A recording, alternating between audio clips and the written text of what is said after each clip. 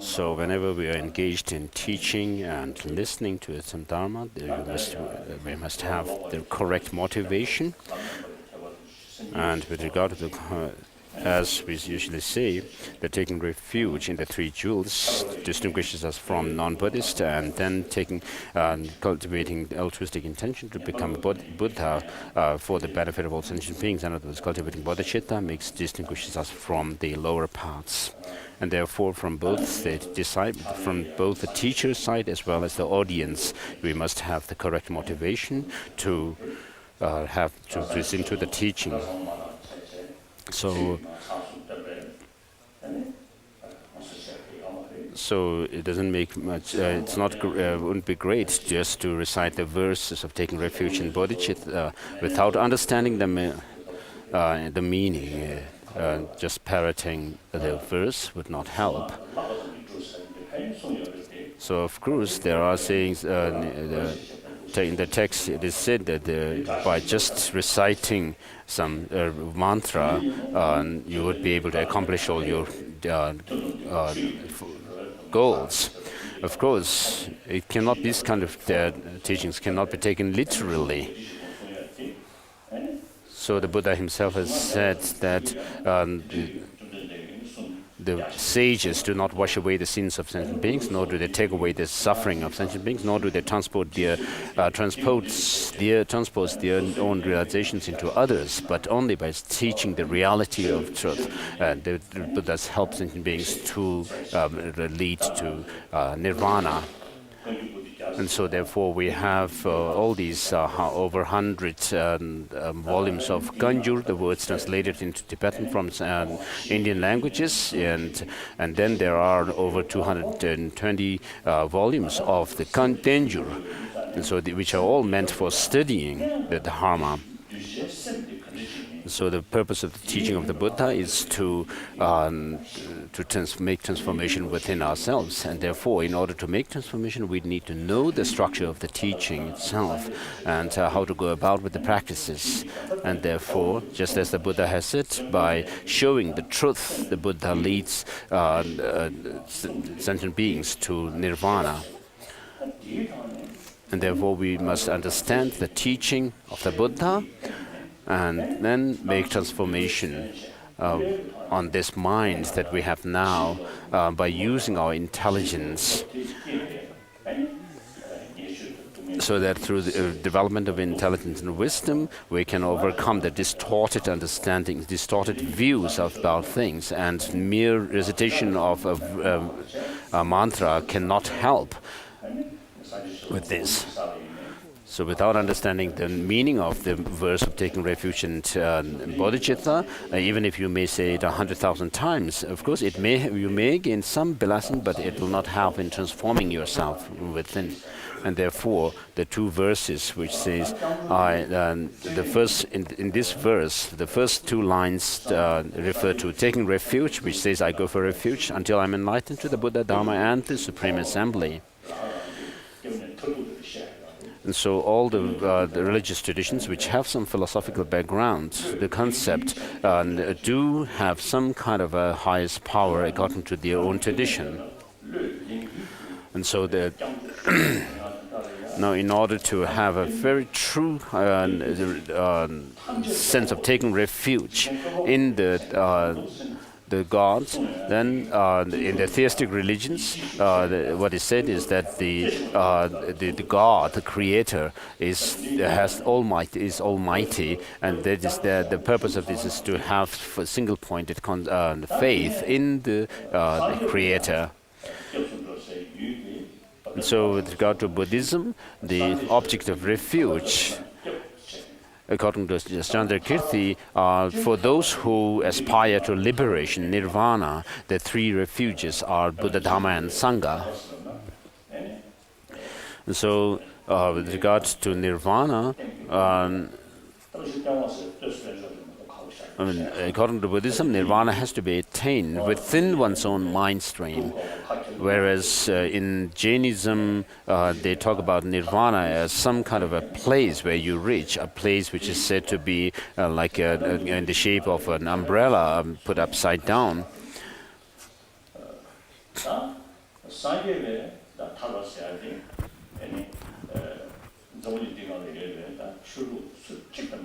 So, unique to Buddhism with regard to the nirvana is that, first of all, Buddhism teaches dependent origination of things, which is unique to Buddhism.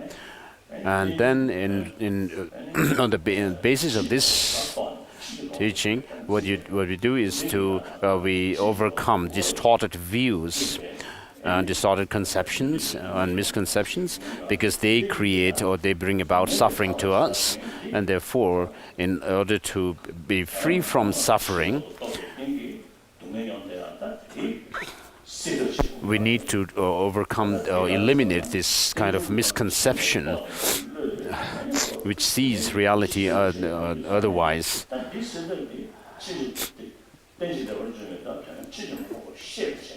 So by understanding dependent origination correctly, then we can see the reality of things, which is dependently origination.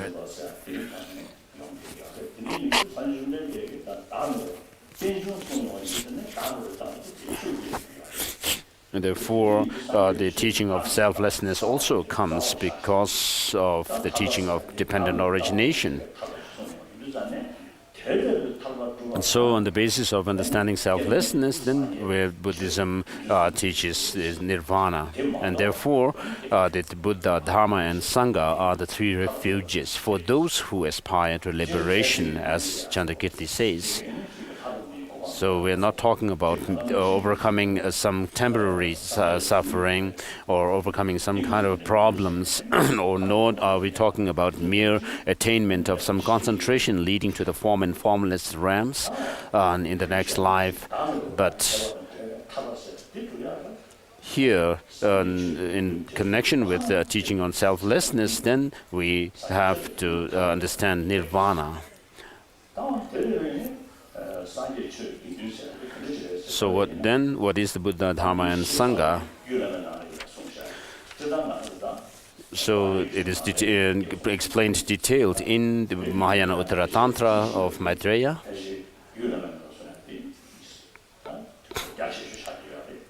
So which is most extensive teaching on the three refuges. So in this text, it goes through the 7 vajra points. So first comes the Buddha, in accordance with the chronological order in which, within the context of one teaching of a Buddha, of a particular Buddha, first a Buddha appears. So Shakyamuni Buddha was born as Siddhartha. And then he saw all the different conditions of the samsara, and then he fled his royal kingdom, and then went through the 6-year austerity practice.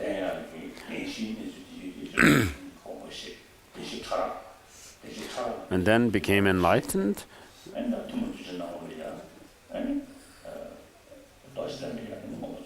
So, in order to, with the intention to teach the Four Noble Truths, and the Buddha then became enlightened under the Bodhi tree, and then gave teaching on the Four Noble Truths.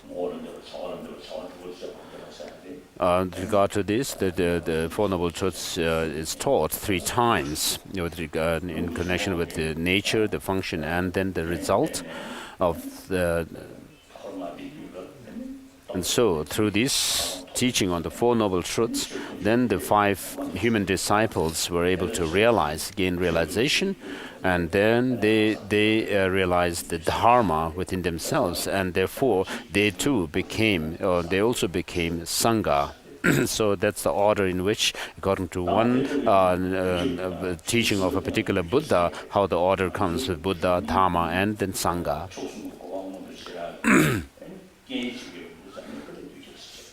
And therefore, since the Buddha, Dharma, and the Sangha, which are outside of us, they help us to tread the path leading to that kind of enlightenment which the Buddha has attained, and we take refuge in them, so they become our causal refuges.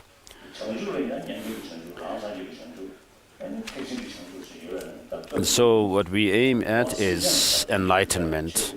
And so within enlightenment, there is enlightenment, Shravakas, Pratyeka Buddhas, and Bodhisattva or Mahayana enlightenment. Now here we are seeking enlightenment, the third kind of enlightenment, for the benefit of others. And not just for ourselves to become enlightened alone, but in order to help all sentient beings. And so for us, of course, even the Shravakas, Arhats, and the Pratyeka Buddha Arhats have not reached the ultimate ability to help others infinitely. And therefore, here, when we say, I take refuge in the Buddha, Dharma, and Sangha until I'm enlightened, that enlightenment has to be understood as the great enlightenment of Buddhahood. And therefore, in order to reach that, the Buddha also gave teaching on the Buddha nature. So, Tathagata Garbha, because we have this, therefore, we can attain the true path and then journey along the path and the grounds of bodhisattvas and attain the different purified states, and then finally, ultimately become fully enlightened by having overcome all the negativities within the mind. So the reason why we have not yet become enlightened is because of some certain veil that covers our mind. And therefore, although the basic nature of the mind is clear light, therefore there is possibility. And this shows us the possibility that enlightenment is possible. And so once you overcome all the defilements that are within the mind, then you become enlightened. And therefore, we have this Buddha nature.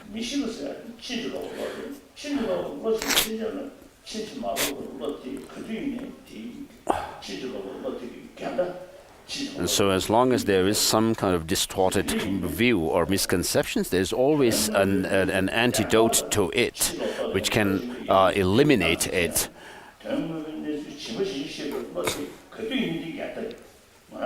And so as long as we have this kind of misconception about the reality of things, there's always going to be an antidote that can overcome it. And therefore, when we are able to apply or when these misconceptions meet with their antidote, then there will be end to them.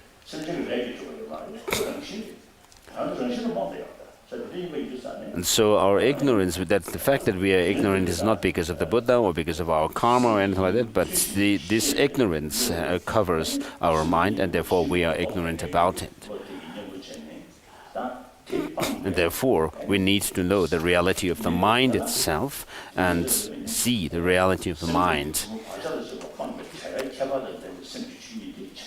And when you overcome all these defilements, that the distorted views or defilements, and through this antidote completely, then you attain enlightenment. So when we say, I take refuge in the Buddha, Dharma, and Sangha until I'm enlightened, you have to have some idea about what the Buddha is and the Dharma and the Sangha. And so first you need to study and hear teaching on them, And you should not leave at that alone, just thinking, oh, there was such and such as Buddha, such and such Dharma, but you need also to reflect on the teaching that you have received and then apply it, integrate these teachings within yourself and try to see some experience within yourself. And therefore, so by using reflection and thinking, critical thinking, then you will be able to cultivate wisdom or understanding coming that arises through reflection or thinking. And by seeing the reasons, then you will have reason-based faith. And even if you may be, and you may say that I take refuge in the Buddha, Dharma, and Sangha, with this kind of firm conviction that arises in you through understanding what the Buddha, Dharma, and Sangha are, then it will be completely different from reciting the verse hundreds, thousands of times without understanding it.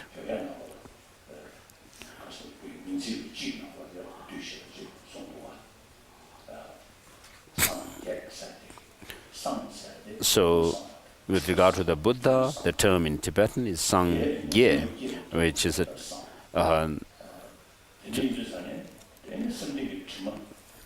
so how you become a Buddha is by overcoming all the defilements, by applying the antidote to them. Especially the obscuration to knowledge. And once you overcome this obscuration to knowledge completely, then you become enlightened, awakened, or you will be able to see everything, the diversity of things as well as the final reality of things simultaneously without any obscuration. And that is the state when you become a Buddha.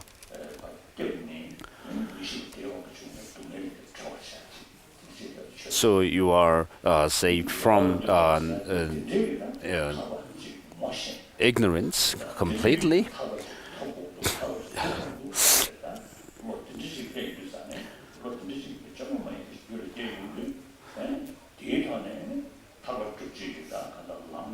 So once you understand that there's a possibility of becoming enlightened, then you will have the aspiration to reach that goal.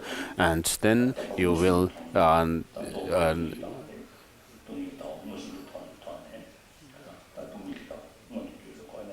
apply the teaching within yourself and go through the path. And by applying the path, by attaining the path within yourself, and as you go along the path, you reach the path of seeing, where you see the reality of things, the emptiness directly, and that's.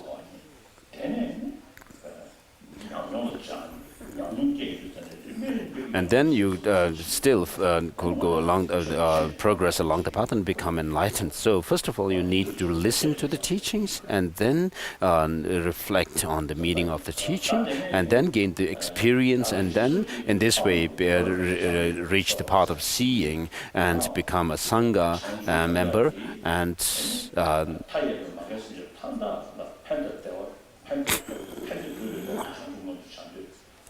and then the next two lines say, by accumulations that I create through generosity and so forth, may I become a Buddha to benefit all sentient beings. And so, what you are thinking about, what you're thinking is to help all sentient beings, to lead them to the goal of enlightenment. And therefore, right from this time on, you should apply the teaching within yourself so that you will reach that goal. And therefore, once you have generated this altruistic intention to become a Buddha, a Bodhichitta within yourself, then what you also do is to engage in the Bodhisattva practices, such as perfection of generosity, morality, and so forth. This is perfections. And so whatever merit you have collected, you are dedicating them to become a Buddha for the benefit of all sentient beings. So you are dedicating whatever merit you have gained solely for the benefit of others and without any selfish motive.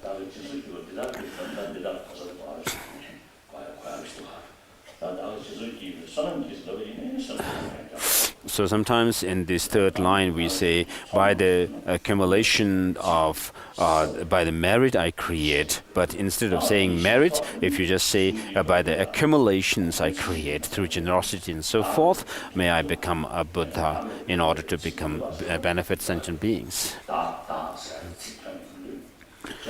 And so in these lines, you come across the word I. I go for refuge, and then may I become a Buddha, and therefore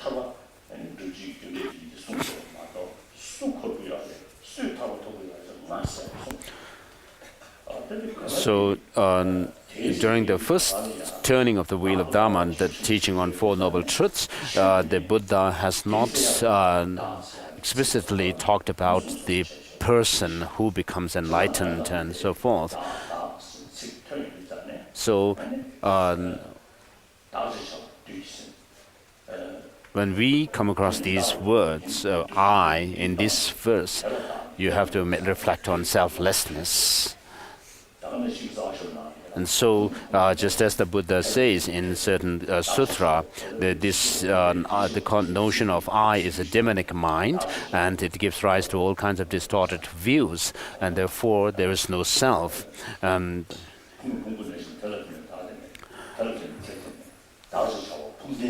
then Nagarjuna says,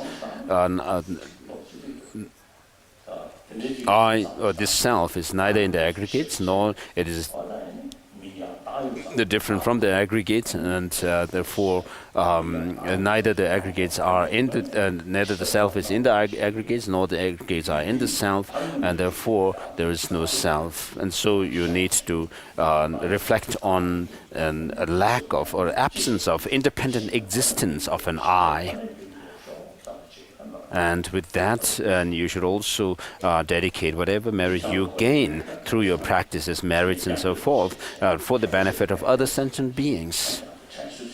So of course you know this, but I wanted to remind you. So with this understanding, please say this verse: I go for refuge until I'm enlightened. To the Buddha, Dharma, and the Supreme Assembly, by the accumulation I create through generosity and so forth, may I become a Buddha to benefit all sentient beings. 3 times.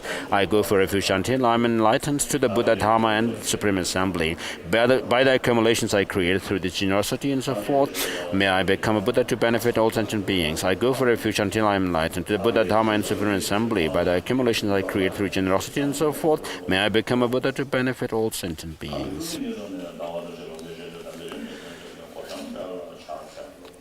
This is a homage to the Buddha by Master Nagarjuna.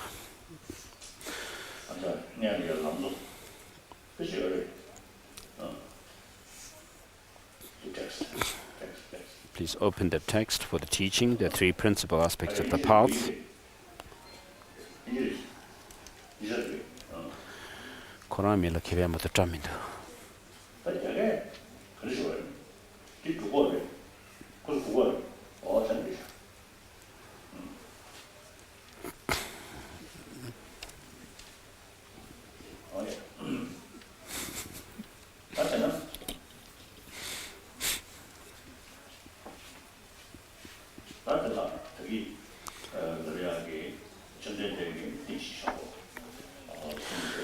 So the Buddha gave the first sermon on the Four Noble Truths. So in the Pali canons, there are the three baskets.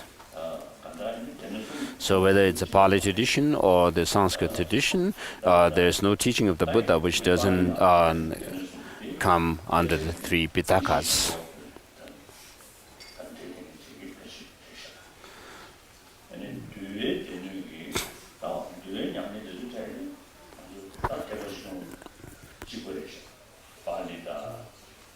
So with regard to Vinaya, the monastic discipline, the Pali tradition has Vinaya practice as well as we do have this. And so there are slight differences, of course, but basically we have the same kinds of practice. I have had many discussions with Pali scholars on Vinaya, and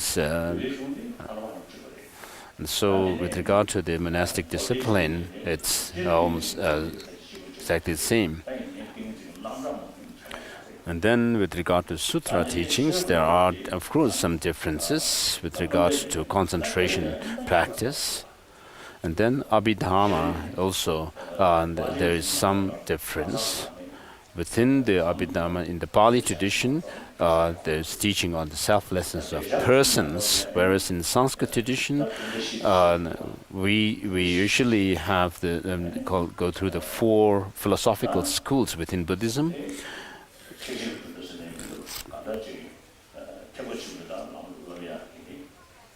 So in order to train in the Mahayana path, with regard to the Mahayana conduct, we have the Chittamatra and Madhyamaka philosophical schools. So these 2 schools assert the selflessness of person and phenomena as well, on top of the teaching the selflessness of persons. So this is important, because when we grasp at the self, there is the self, clinging to self in relation to oneself. And then similarly, there is also grasping at the self of the things that we enjoy or we use, such as the body and so forth.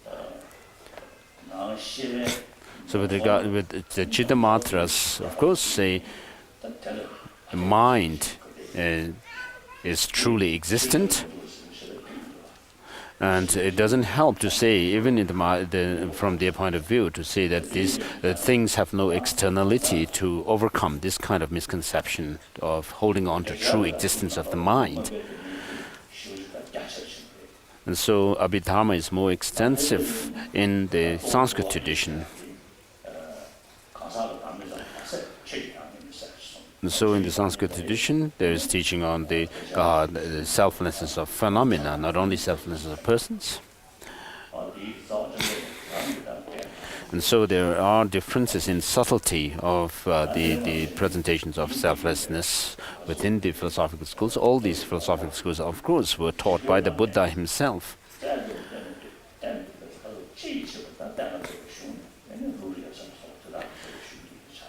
And so with regard to the teaching on selflessness, establishing it through the reasoning thoroughly, we have the tradition of Master Nagarjuna and his disciples. And then, in the 8th century, the Tibetan Dharma Emperor, Tsongkhapa, whose mother was Chinese and father being Tibetan, he invited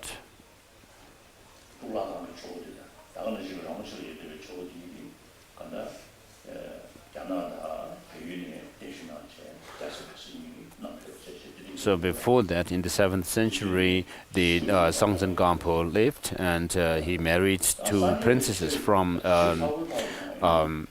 China and Nepal. And so these 2 queens brought a statue of Buddha age, which are enshrined in Jokang and Ramuche in Lhasa. And so Tibetans already had this family relationship with China, and in those days, but then when it came to taking Dharma, the Buddhism, the Tibetan kings decided to take that not through a third country like China or others, but then took it directly from India. And so Tsongkhapa in the 8th century invited Master Chandarakshita from Nalanda, and then he also invited Guru Padmasambhava. So these 3 great personalities, who are referred in Tibetan as Ken Lop Chu Sum, got together in Tibet, and then Buddhism was established firmly in Tibet. And so we follow the Nalanda tradition, and many of these the texts written by the Nalanda masters are first memorized by the Tibetan monks, and then we study them thoroughly, rigorously. And so it is this kind of tradition of studying Buddhism thoroughly through following the Nalanda masters' writings is only extant in Tibetan tradition. So if we could also have a broad knowledge about the Buddhism and not just very specific teachings, but following the Nalanda master's tradition or Nalanda tradition, if we could have a very broad knowledge of the Dharma, it really helps. It won't be like a horse who's on which we put some kind of blinker and you see just one direction and not others.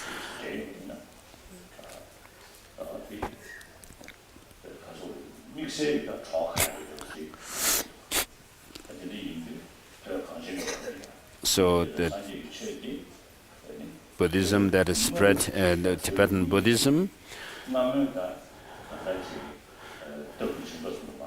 it's not just an ancient tradition, philosophical tradition, but also something which is relevant to today's world as well. We have to know this. So it's not enough just to say that Buddhism is very sacred, holy, but we need to study them and understand, learn the teaching. So it's not only that the responsibility of studying the Dharma doesn't fall only on the monastics, and especially monastics who are monasteries where there are the study of philosophy, but everyone, whether you are a lay person or monks and nuns, you should study because you will learn. There's great wisdom in studying these classic texts. And so Tibetan Buddhism follows a pure Nalanda tradition. So there's within this tradition there is a great wisdom which has arisen from the great intellectual rigors of the great masters of Nalanda. And so all Tibetan Buddhist traditions, for them, it's very important to study the Nalanda tradition, which is like the main trunk of Buddhism that has spread in Tibet. And of course, the particular specific traditions themselves, of course, have certain features which are good, but without understanding this, the main trunk of the teaching, merely focusing on one's own particular specific practices may be difficult to give true powerful experiences.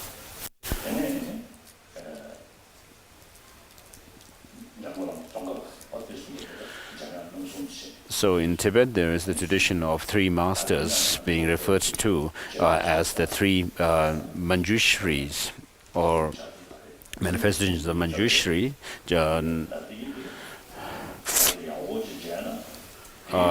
who are Satya Pandita, and then Longchen Rabjamba at Tsongkhapa.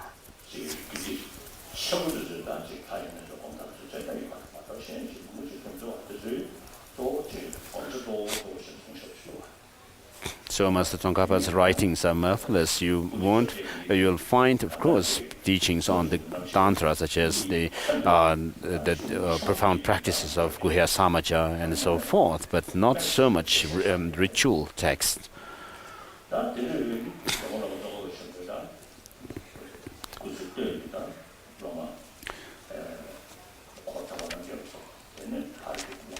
So Master Tsongkhapa had many disciples, such as the 8 great disciples, who are called the 8 pure disciples, who are in his entourage. So in the earlier part of his life,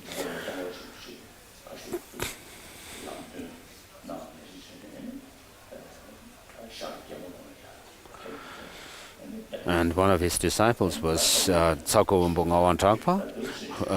later went to the eastern part of Tibet and spread the Dharma and helped sentient beings there. And then he wrote a letter to Master Tsongkhapa to give him some Dharma instruction. And therefore, as a Dharma instruction to Tsako Umbong Awan Thakpa, Master Tsongkhapa wrote this text, the three principal aspects of the path. And in one of the miscellaneous texts written by Tsongkhapa, it is said that. So he says that please follow this instruction that I've given you, and when I become enlightened, I will share the first, give the first share of my enlightened wisdom with you. And so he says that. Master Tsongkhapa says that he will guide the Tsako from life to life, and then when he becomes enlightened, he will give this share, the first share of his enlightened wisdom to Tsako. It's something great.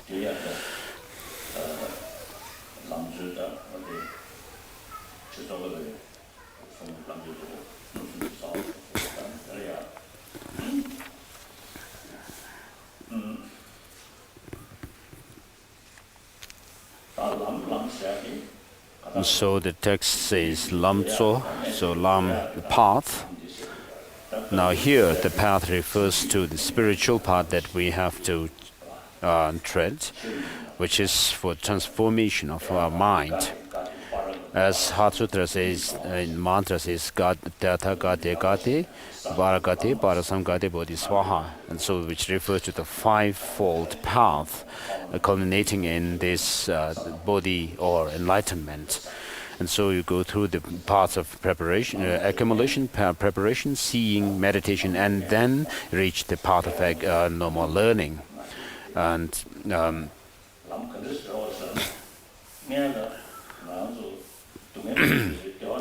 so we all do not want suffering, but the root of suffering is within ourselves, not without. And so the source or the root of suffering is ignorance. And so suffering comes to us on the basis of our mind, which is untamed. And then these causes of suffering also must be found within the mind itself. And you cannot do operation, surgery to get rid of this suffering and its causes. If you do too much suffering, too many surgeries, then it could actually surgery could turn you dull. So what we need to do as human beings, we have this human intelligence. And using this intelligence, then we need to find the means to overcome the suffering. And so because of this intelligence, if we have too many preconceptions and all kinds of thoughts going on, and then if we turn ourselves more dull and so forth, sometimes people take to drugs in order to, or maybe suppress their suffering or something like that, but it will make the mind more dull in the end. And therefore, since suffering comes because of our mind, undisciplined mind, which in turn is rooted in ignorance, and therefore the ignorance has to be overcome by using our mind itself. So this human brain is something very special and unique. So of course, using other senses like eyes, nose, and ears, maybe the animals sometimes, like the elephant has much sharper kind of hearing power and sniffing power, smelling, and so forth. And so in terms of the sensory perceptions, it seems these animals have more powerful senses. So the animals have to survive their life using their senses. If there is some kind of a danger to their life or some enemy and so forth, they have to use their senses to detect the enemies. So, for example, a rat has to use its ears to hear the enemy approaching, and therefore, biologically, they have some ability to avoid these sufferings biologically equipped with that.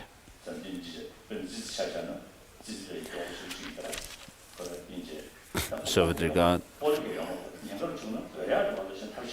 so for a rat, when there is a danger to its life, the only thing that it can do is to run away. So I have a story to tell.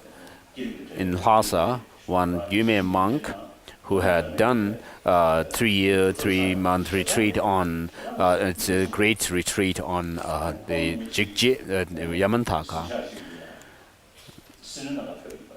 So one time he went to some family, some aristocratic family, to do some exorcism ritual. So at that time, Sokpo Chödok was also there. He was very fond of Vaibhashika system, and so he was even nicknamed Vaibhashika, Sokpo Mongolian Vaibhashika. So he was also there. So Sokpo Chödok was teaching grammar and so Tibetan grammar and so forth to aristocratic families.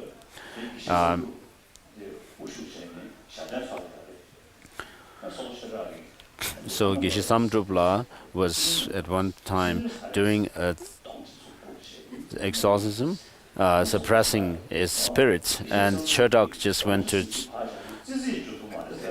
So Geshe Chödok was told that Geshe Samdruk was actually doing this ritual to suppress some evil spirit, but Sokpo Chödok said, leave alone suppressing any kind of doing exorcism to spirits. Geshe Samdruk cannot even catch a mice. So we have this human intelligence with which we can create lots of problems. And so we can also use this same human intelligence to overcome, to uproot the suffering, the cause of suffering.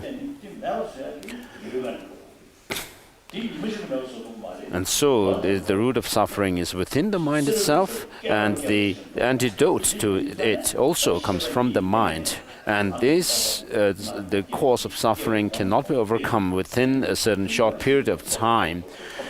Months or weeks and so forth. You need to put effort for years and years, and also for lifetime to lifetime. And so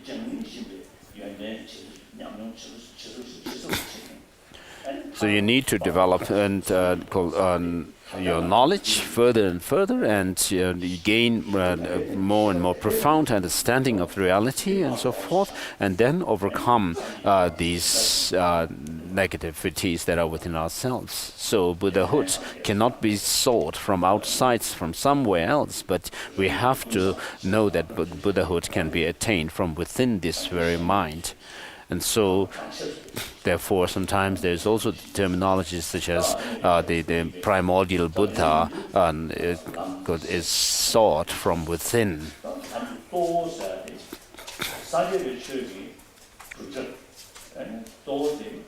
So the main purpose of Buddhism is to attain nirvana, enlightenment or liberation. Mere attainment of higher rebirth can be also done through the practice of non-Buddhist traditions as well. And then there are theistic religions which believe only in one life, and they do not believe in life after death. So their practice is love, compassion, and also contentment, and to help others and not harm others. And so they're also, by doing these practices of helping others and not harming them, and doing the other practices, they are creating causes for higher rebirth as well.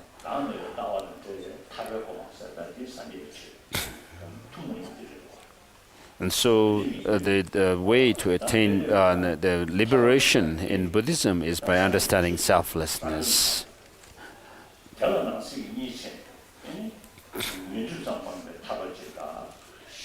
And so this is something unique to Buddhism, and within liberation there is a liberation which is a mere freedom from all afflictive emotions.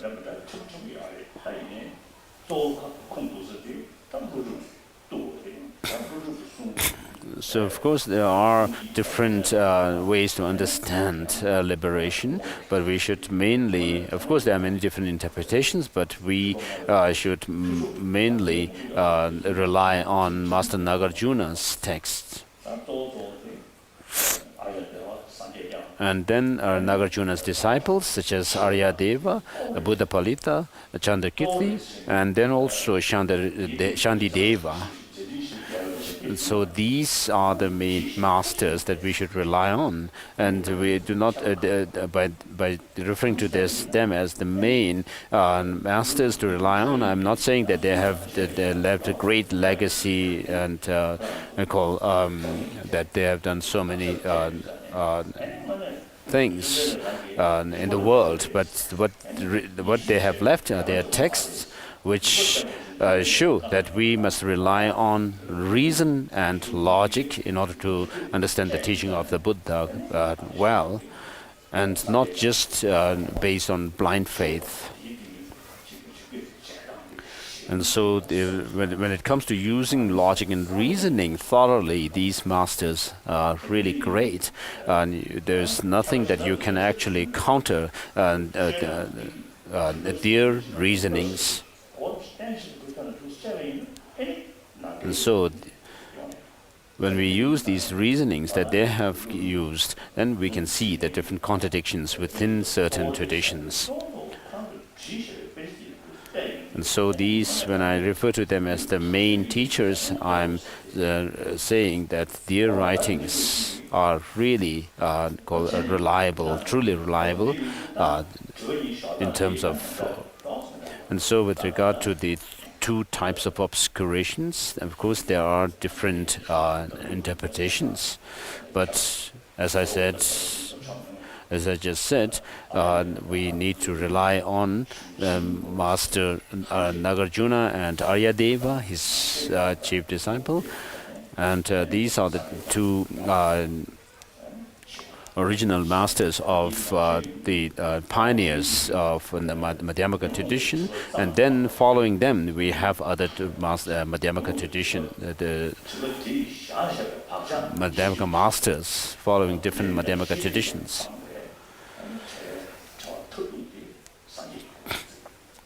And so, according to these masters, the Buddhahood is the state whereby you have overcome all defilements that are within one's mind, which means not only overcoming the afflictive emotions, but also the obscuration to knowledge completely.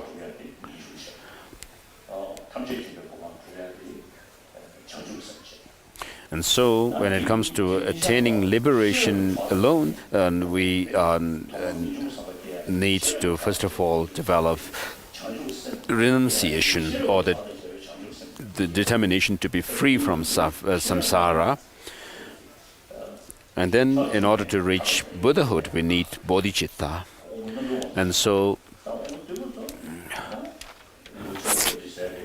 even with regard to the cultivating renunciation, or the determination to be free from samsara, we need to use our intelligence to see the possibility of attaining nirvana.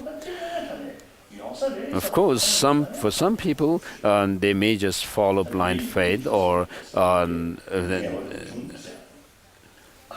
but mainly what we need is those beings with a sharp faculty, using reason.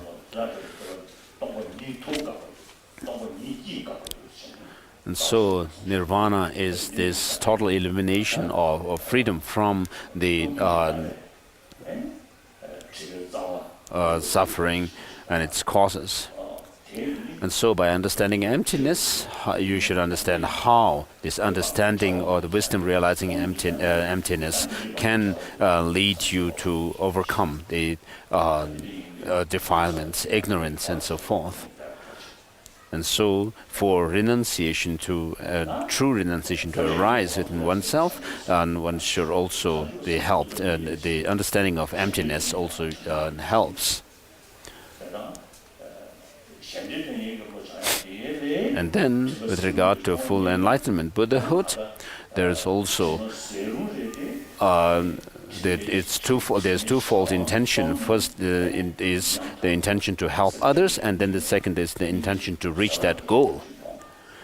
And so, if you understand that the suffering is something which is possible to be overcome, then you will find that possibility for oneself to and then when you see others suffering, then you will feel compassion towards them. Having cultivated renunciation or this free, the determination to be free from suffering, you also see the possibility for others to reach that goal as well. And therefore, because they are overpowered by their ignorance and therefore causing themselves suffering and so forth, you will also have true, genuine compassion towards others as well.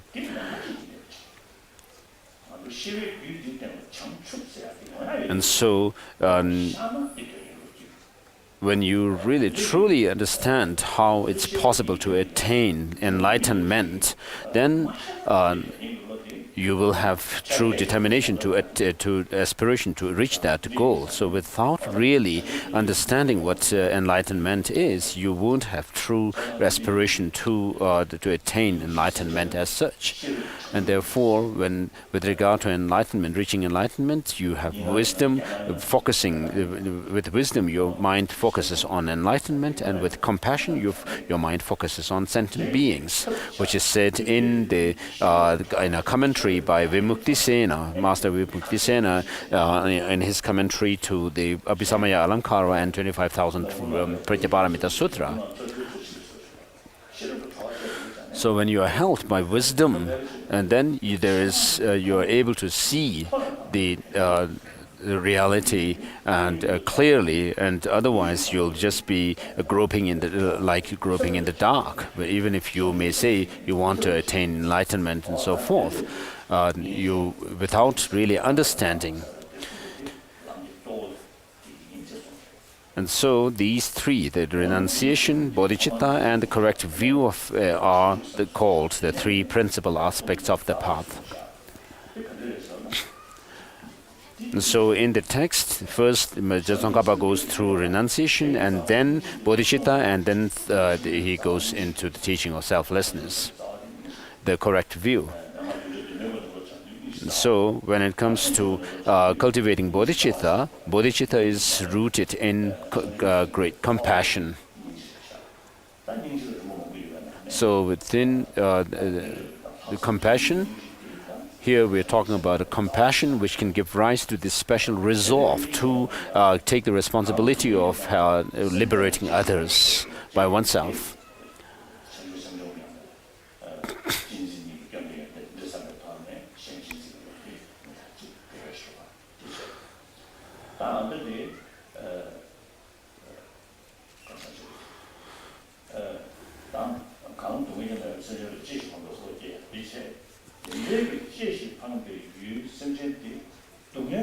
So in the process of cultivating bodhicitta, you will also develop loving kindness towards sentient beings, holding them dear to you.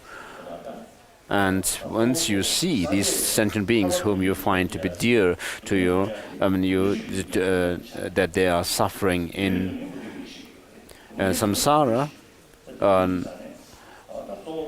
with regard to some suffering, there are three types of suffering: the suffering of suffering, changeable suffering, and then the pervasive conditioning, existential suffering.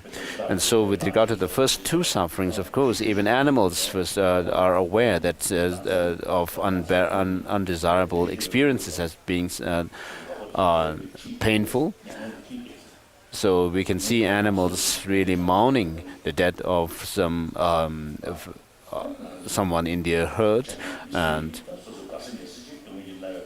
And we too, of course, when some of our relatives and so forth are sick or something, we also become sad.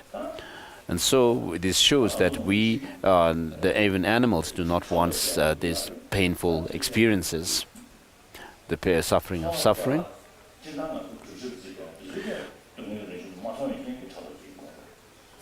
But then we also indulge in all kinds of negative actions because of not being aware that even those experiences which we usually consider to be called enjoyable and joyful and so forth, as being in the nature of suffering, we're not seeing that they are changeable suffering.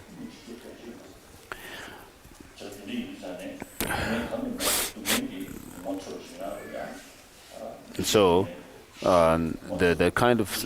this kind of suffering, suffering of change or changeable suffering, is even seen as being unwanted even by non-Buddhist practitioners. So the kind of suffering that we have to think about mainly is the third type of suffering, which is the existential conditioning, pervasive suffering. And so this is something which pervades everyone within samsara. And so therefore we have to cultivate renunciation based on the understanding of this kind of suffering.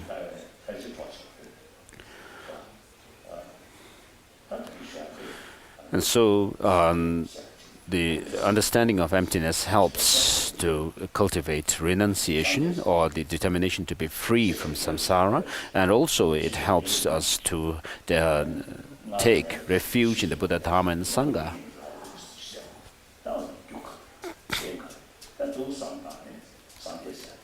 So we need to think about the Buddha, what are the causes and conditions that bring about a Buddhahood. And so in order to have a very genuine sense of taking refuge in the Buddha, Dharma, and Sangha, we need the understanding of emptiness.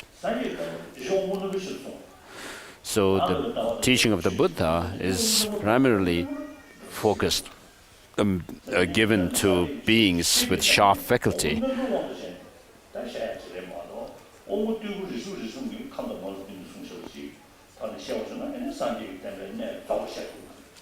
So when we give teachings of the Buddha, we need to focus. We need to give teachings mainly focusing on these sharp, the beings with sharp faculty, not just those who are dull with it. It would be difficult to give a full picture of Buddhism if we have to only focus on those who are dull in their wisdom and intelligence. So,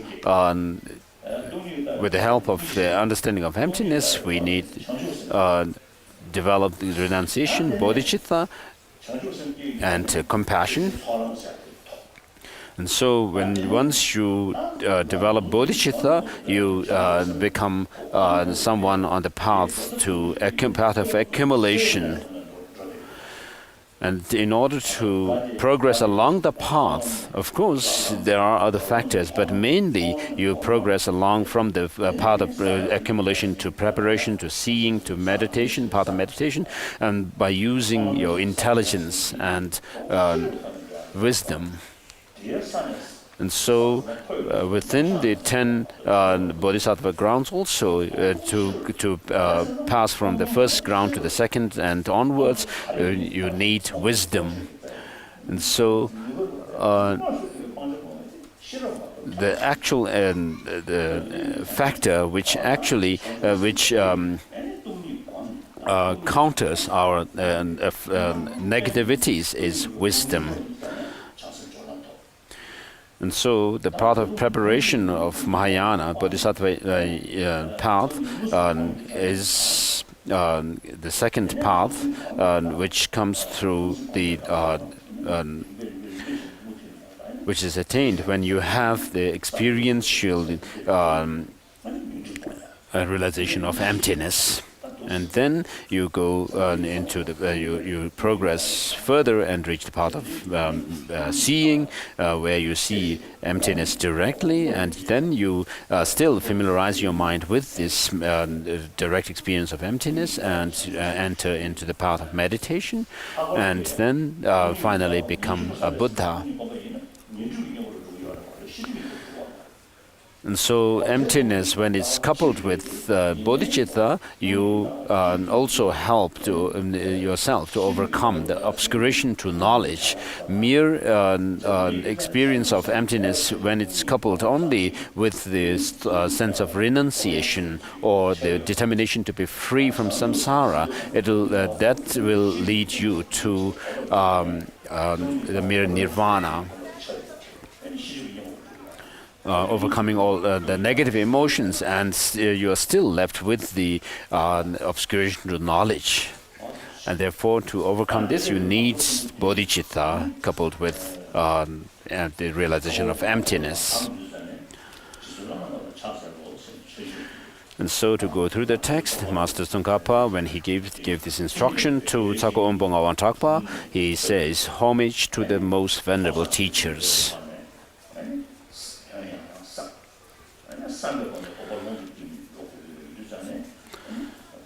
So you need to go through the process of hearing, and then thinking, and then meditating on the path. And therefore, for this to happen, then you need a teacher, a spiritual master. Therefore, this homage is made.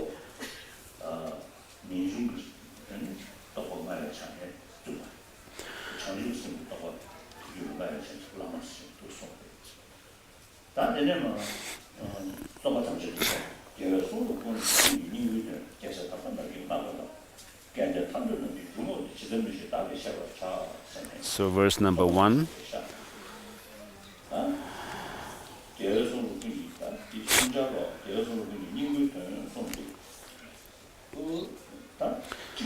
So it says, "I will explain here to the best of my ability the essential points of all scriptures of the conqueror." So in Tibetan we have translations of the words of the Buddha, over 100 volumes of it, and then 220 plus volumes of Tengyur, the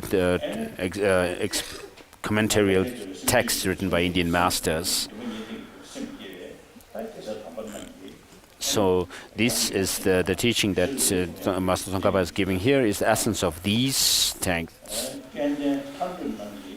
And then the path claimed by all excellent bodhisattvas, and the gateway for fortunate ones aspiring for liberation. And so since a fortunate disciple needs to rely on this path that is taught here alone to reach Buddhahood, therefore it says the gateway to the fortunate ones aspiring for liberation.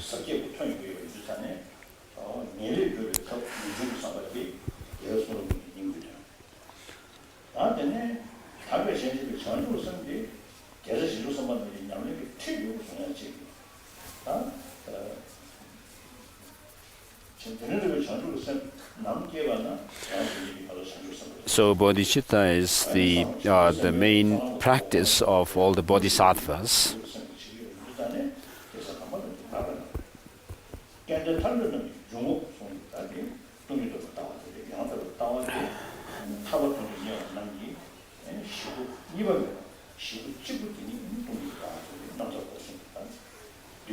And so these three lines can also be referred to as showing the thought of determination to be free from samsara and bodhicitta, and then also the realization of emptiness. So the gateway to fortunate ones aspiring for liberation can also be referred to showing emptiness. And so here, when the Master Tsongkhapa says, "I'll explain here to the best of my ability," he also meant to say that he is showing the path to Buddhahood in very concisely, in few words. And then it says, "Those who are not attached to the joys of cyclic existence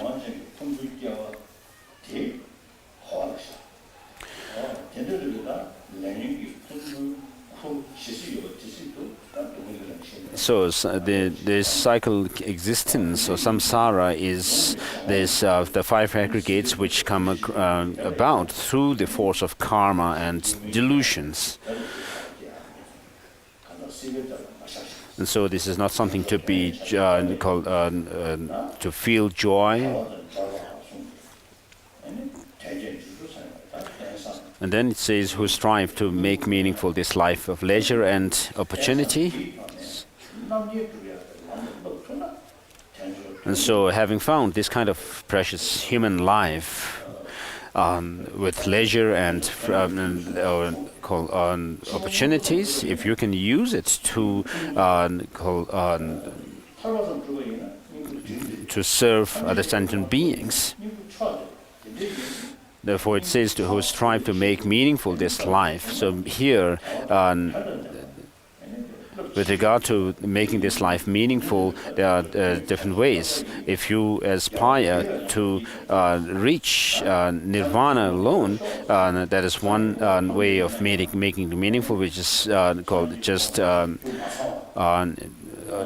intermediate kind of meaning. And then if you dedicate it for full enlightenment of Buddhahood, then that's the best way to make it meaningful.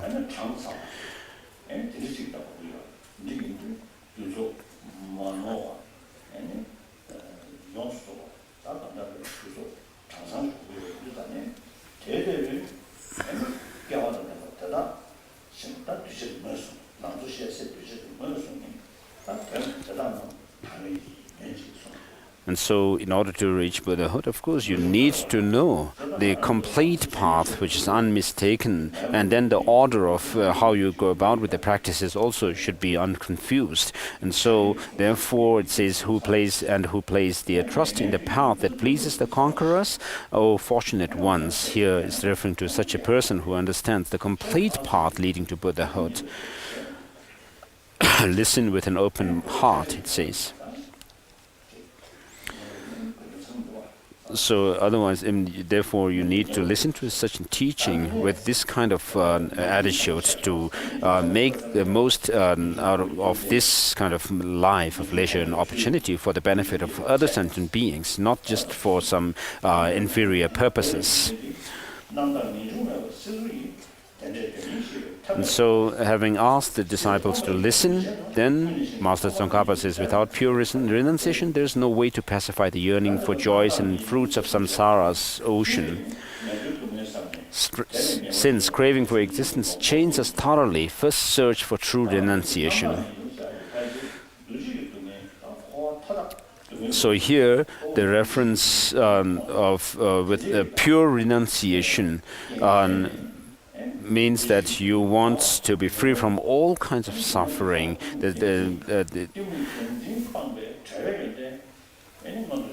Mainly focusing on the existential pervasive suffering. So without such a pure renunciation, there is no way to pacify the yearning for the joys and fruits of samsara's oceans. So without seeing the pervasive existential suffering as being in the nature of suffering,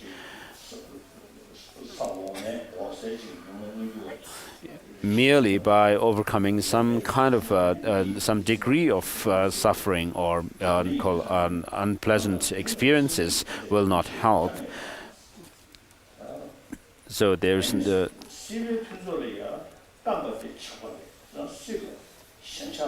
and then, since craving for existence, the riches of the samsara chains us thoroughly.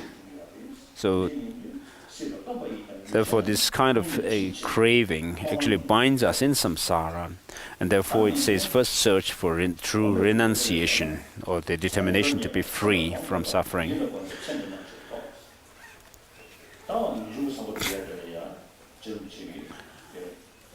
And so for the practice of cultivation of renunciation, Master Tsongkhapa uses the 4 ways of turning the mind away from samsara, or attachment.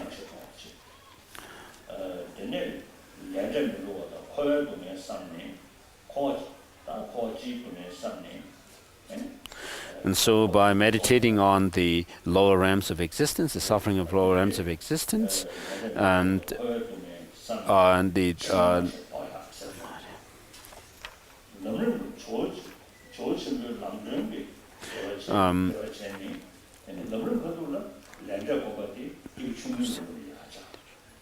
by meditating on the preciousness and of this life, and also how transient it is, Master Tsongkhapa shows the path, practice of turning your mind away from attachment to this life, and then by showing the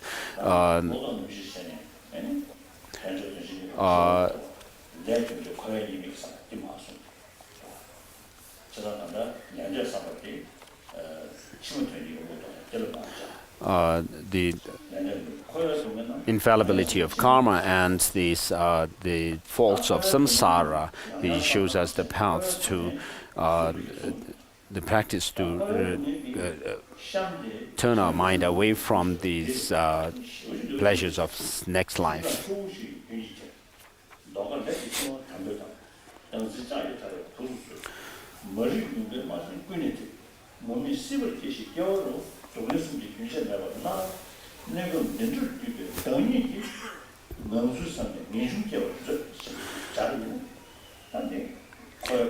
And so, with regard to cultivating renunciation, this verse number 7 and 8, are very powerful for this.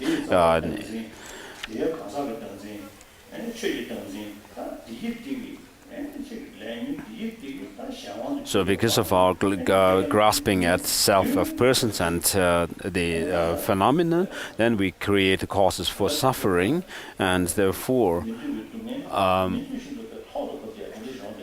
although we do not want suffering, suffering befalls us. So it says that we are constantly swept away by the 4 powerful rivers. So I can't remember what are the 4.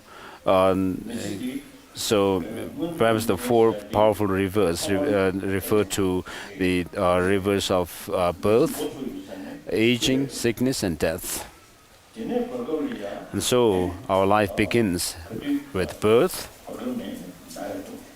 and then there is suffering of sickness, and then there is suffering of aging, and then finally the suffering of death. So our life begins with the suffering of birth, and then ends with the suffering of death. And in between we have the suffering of aging and death, suffering of sickness. So that's how our life goes. So everyone on this earth, all human beings, go through these 4 sufferings.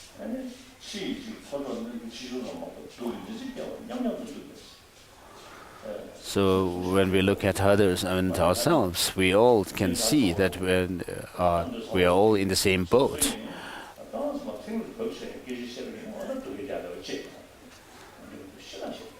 So although some people might look it might look that some people have no problem at all, but when we sit down and talk calmly and then talk, we'll find out how much suffering they have.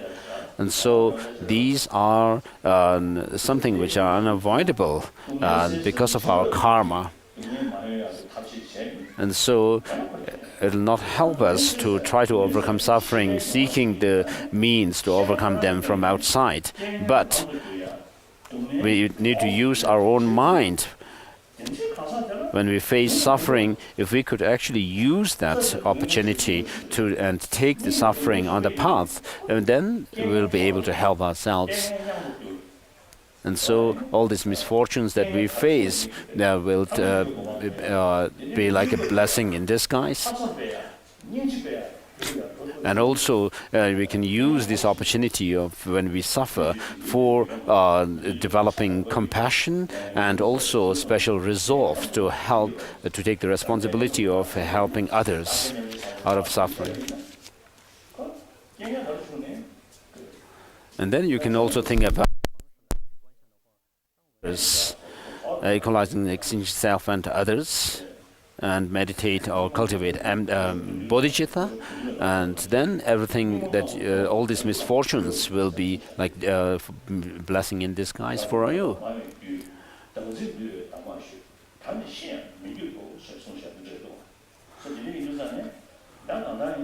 And so Tsongkhapa says that I have received the instruction on this seven-point mind training and applied this teaching within myself, and I have no regret even if I die today.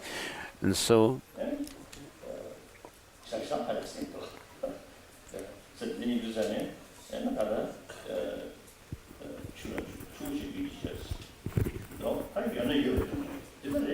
so these four types of sufferings are something that we have to go through.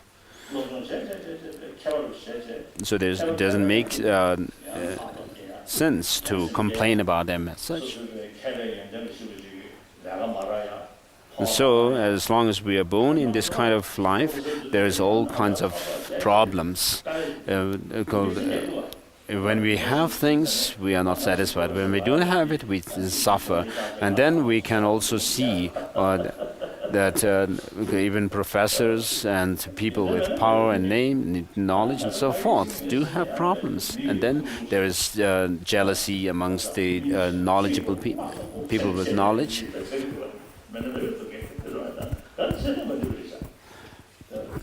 And so whatever we do in such kind of life,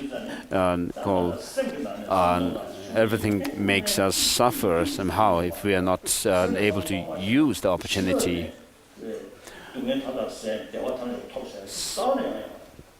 So it's a matter of our outlook on the things that we can maybe able to overcome the suffering. And otherwise, trying to find the antidote to suffering from outside will not help at all. And so these sufferings come from their own compatible causes, which are the karmas. As it says, they are bound. We're tightly bound by the fetters of karma, most difficult to escape. So nobody wants suffering. But we create causes for suffering, as Shantideva says. Although wishing to overcome suffering, they run after the causes of suffering. Although they want happiness, they wish happiness. The ignorant destroy their happiness, like destroying as if destroying an enemy.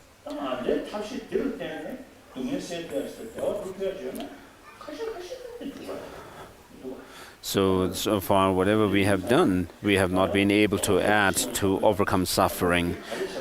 So why is that so? It's because we're trapped inside the iron mesh of self-grasping. And so this is ignorance. Within ignorance, there is ignorance about the suffering, cause and law of causality, and what we need to adopt and what needs to be discarded. We are ignorant about that. And which is ignorance about the law of karma, and so this in turn, this kind of ignorance, in turn, is brought about by ignorance about the true nature of things, self-grasping, and grasping at this kind of independent self is the source of all kinds of negative emotions in us. And therefore, we become attached to people and things that are attractive to us, and we averse those that are not attractive to us, that are unattractive to us. So when we become attached or averse, it's in relation to ourselves. You say, it's not attractive to me, it's not good for me, or it's unattractive to me, and so forth, and accordingly you have these emotions.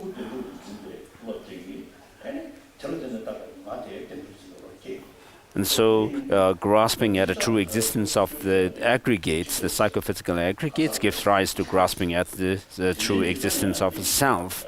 And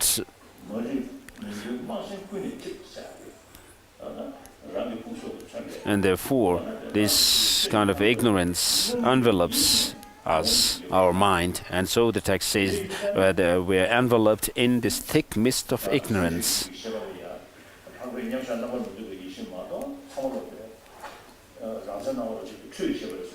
And therefore, we have this ignorance about the true nature of things, and therefore, except for while being sentient beings, amongst the sentient beings, except for those Arya beings whose minds are totally absorbed in emptiness, the rest of the states of minds within sentient beings are said to be mistaken, because there is this appearance of true existence in things, and we also accordingly cling to them.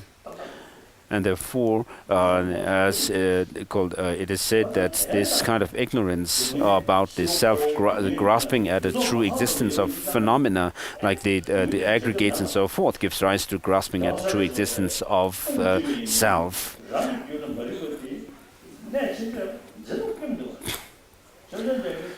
And so long as we keep these graspings as at the self and phenomena within ourselves, the Buddhas and the Bodhisattvas have nothing to do. They cannot do anything for us. And then it says we take birth within cyclic existence that has no end. And where there's endless torment, and where we are endlessly tormented by these three sufferings, and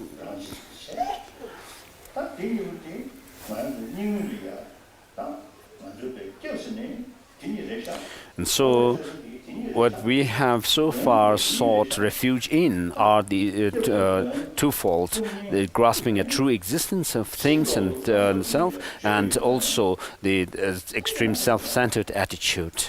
And so, as long as we are overpowered by these two, enslaved by these two, there's no way we can be out of suffering. And therefore, when you see how much suffering we undergo through the force of these two, then we can see how these are so bad. And so it says, by reflecting on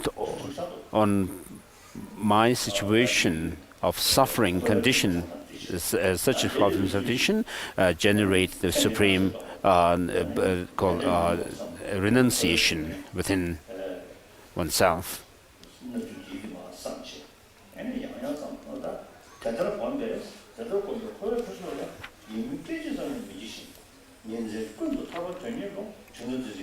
Then, going back to verse number 5, it says, having habituated your mind in this way, when not even an instant of admiration arises for the riches of cyclic existence, and the thought aspiring for liberation arises day and night, at this point true renunciation has arisen.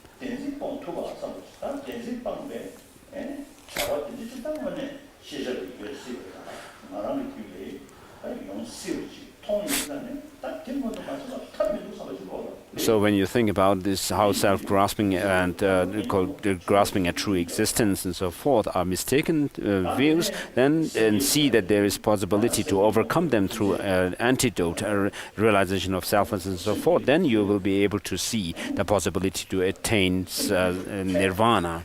And therefore you will have a very genuine sense of wishing to reach nirvana as well. And that is true renunciation. And then next is about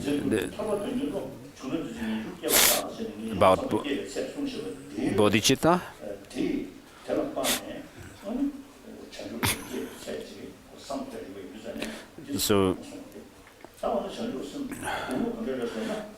So with regard to how you cultivate Bodhichitta, it says, such renunciation too, if not sustained by pure awakening mind, will not become a cause of the perfect bliss of unexcelled enlightenment.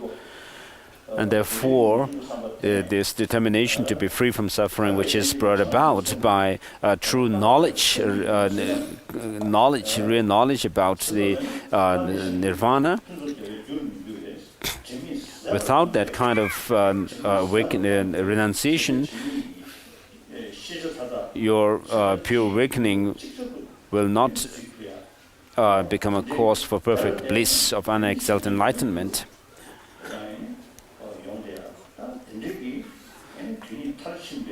And so this unexalted enlightenment is a state whereby you are able to fulfill the twofold goals of oneself and others, which is to say the attainment of omniscient mind of Buddha. And therefore it says, O intelligent ones, generate the excellent awakening mind or Bodhichitta. And then with regard to the method of cultivating bodhicitta, then these lines, verses 7 and 8, which I have already explained in connection with the renunciation, has to be used again, which says here you are thinking about the sentient beings. They are constantly swept away by the four powerful rivers. They are bound tightly with fetters of karma, most difficult to escape. They are trapped inside the iron mesh of self-grasping, and they are enveloped in the thick mist of ignorance.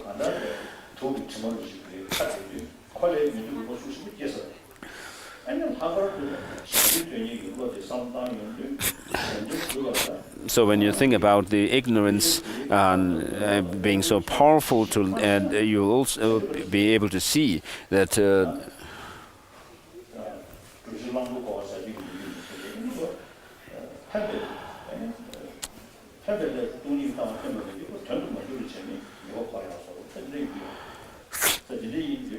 see, even the stains that are left by this ignorance and the afflictive emotions have to be overcome as well. When you think about liberation and omniscient state, and in order to help others, you also need to see the possibility for others to become enlightened, and you should also see that there is no way you can stay go without helping others out of suffering and its causes, and even the stains left by these afflictive emotions. So with regard to cultivating bodhicitta, you should think about the practice of equalizing and exchanging self and others. So with regard to this practice, Nagarjuna mentions this in his Naratnavali.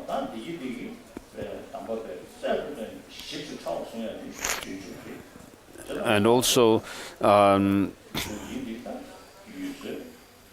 the Bodhicitta Vivarana by Maitreya Nagarjuna, and then the most extensive explanation of this is done in Shantideva's Bodhisattva Charya Avatara, the Guide to the Bodhisattva Way of Life. And next comes the view of emptiness. Without the wisdom realizing ultimate nature, even if you gain familiarity with the renunciation awakening mind, you will not be able to cut the root of samsaric existence. Strive then in the means of realizing dependent origination.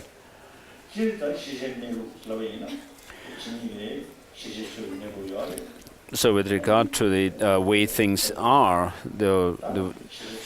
how things exist,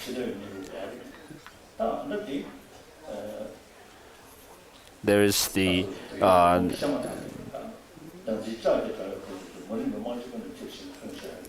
final nature of things, how things exist.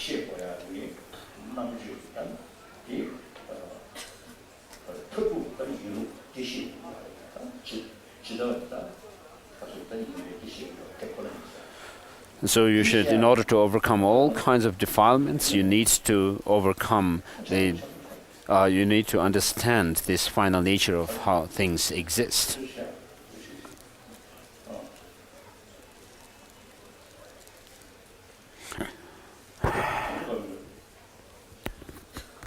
Please take the tea.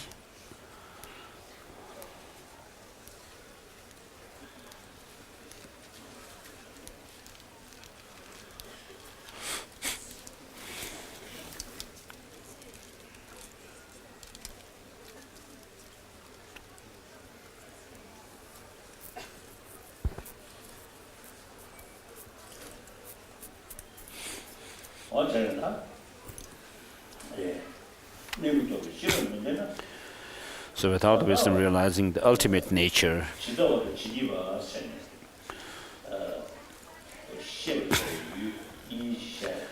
so within the knowledge, objects of knowledge, there is this ultimate nature to be understood, and also the diversities of things to be understood. So what happens with us is we become attached to some things and averse others because of certain appearance of things. These things appearing as if they have some kind of an objective existence. So because of this, so if we were to try to criticize these two, the attachment and aversion, saying that you are causing us so much problems, they would perhaps tell us that you need to survive, and in order to survive, you need facilities and to overcome the obstacles. And so they may tell us that they are helping us to overcome these obstacles that for our survival. So how would you live your life without being able to avert the obstacles to your livelihood, to your living, and create the conducive conditions for your survival? So do you think these two would say so?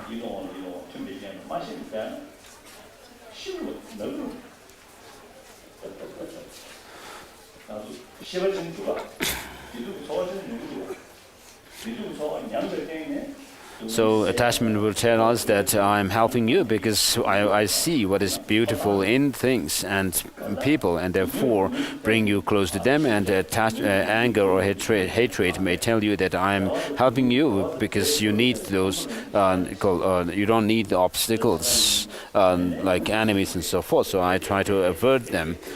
And so in this way, they would tell us that they are helping us for our survival.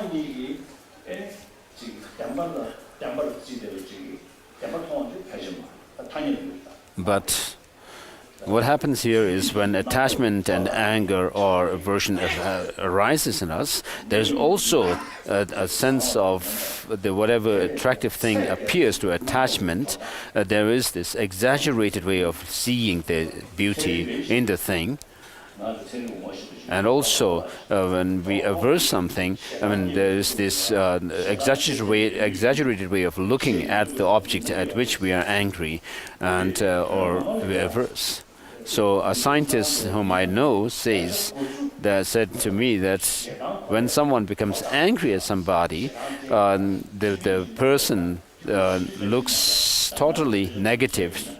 The second person. But that negativity in the person whom you are angry at, 90% of it is our own mental projection. And so, because of that, you can see how anger or hatred is totally distorted conception. And therefore, you have to see that it is really bad.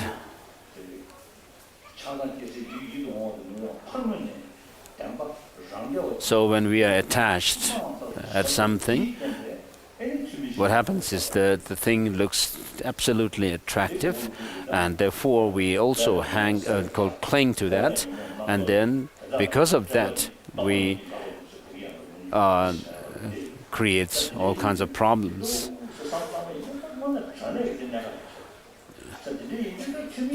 And so, Master Nagarjuna, it is true that what Master Nagarjuna says, that our karmas and delusions are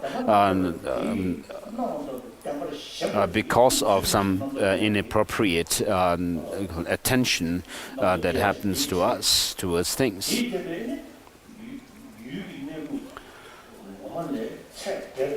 So because of the inappropriate outlook on the thing, then we become attached or averse. Attachment is not just when we see something beautiful as beautiful, and also aversion is not just seeing something unattractive or unwanted as being unwanted, but when we look at these two excessively being called attractive or unwanted, exaggerating it, then they become attachment and aversion. So when these two emotions, attachment and anger, tell us that they are really helping us to survive our lives, but you have to what we need to call a reply. How we need to reply to them is that we have to tell them that you are not helping us to survive, for our survival, but you are actually seeing things wrongly. So the way these these two the emotions see things as having some kind of objective existence or not is true or not.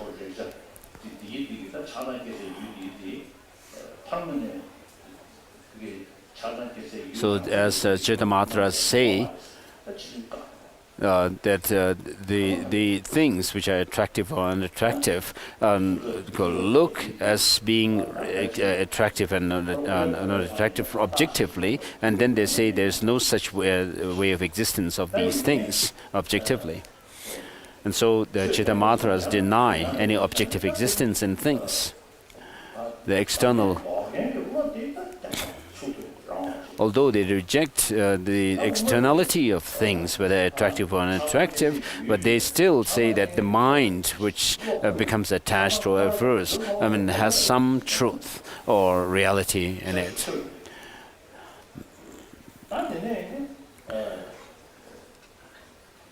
And so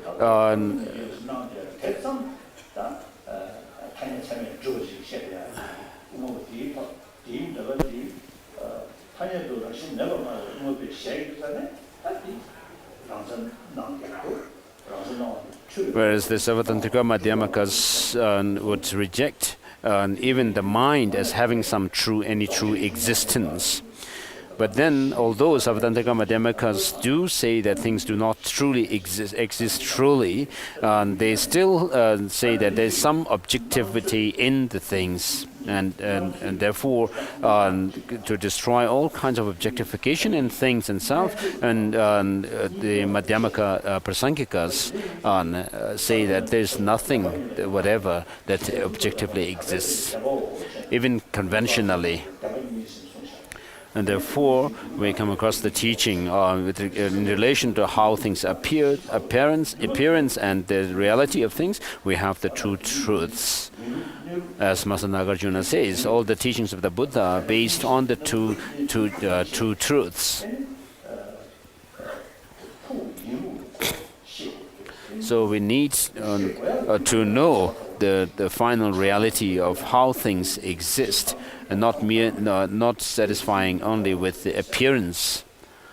And therefore, when we check how things exist, then they do not have any independent existence, true existence, but there is this grasping at true existence. And therefore, this grasping at true existence is distorted view, and we can see this as an enemy.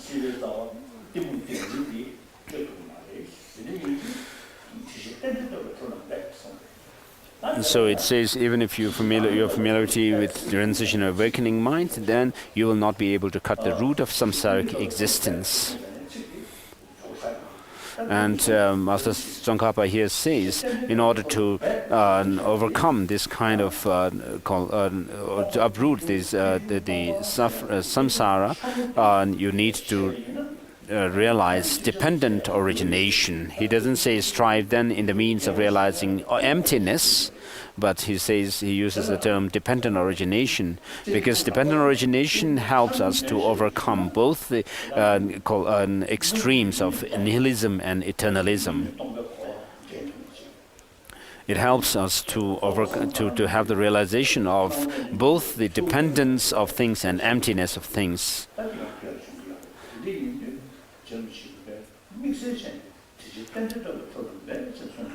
So this is especially emphasized here. Master Tsongkhapa especially emphasizes realizing dependent origination.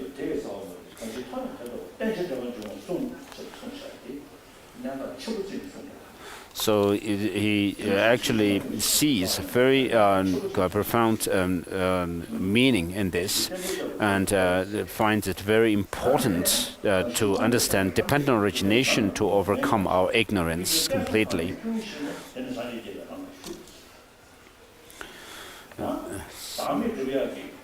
So when with respect to all phenomena of samsara and nirvana, you can see the causes and effects never deceive their laws, and when you dissolve the focus of objectification, you enter the path that pleases the Buddhas. So sometimes after having studied Madhyamaka texts, people seem to just, when it comes to really practicing the Madhyamaka view of emptiness, people seem to forget, leave those texts that have really studied aside and focus on some texts, short texts which are called 30 or guidance texts for guiding one to have to meditate on emptiness, the correct view.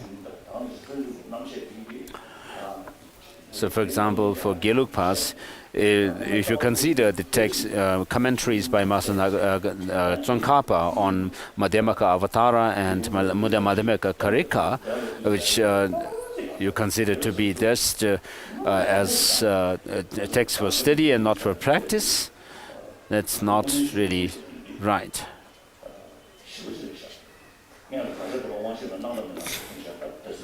So in Madhyamaka text, we come across the point of whether the true existence appears to our sensory perception or not, and these needs to understand them. I mean, we need to study Madhyamaka texts thoroughly, and so it's very important.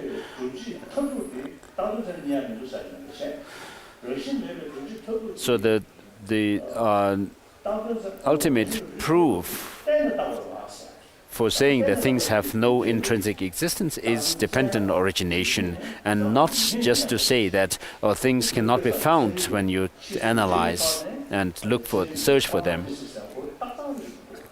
And so dependent origination, when you using the reasoning of dependent origination, of course you can come to the conclusion of things having no intrinsic existence. But merely saying that things cannot be found when you search for them in themselves is something which even through the quantum physics we can understand, where they say that there's no objective existence in things.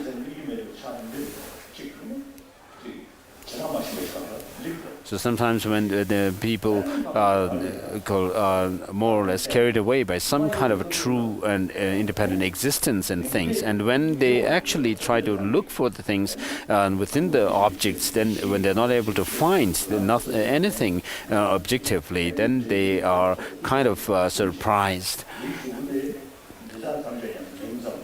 So in the Perfection of Wisdom Sutras, we find mentioned the Buddha says, goes through different topics, different subjects, and saying this is empty, and that is empty, and so forth.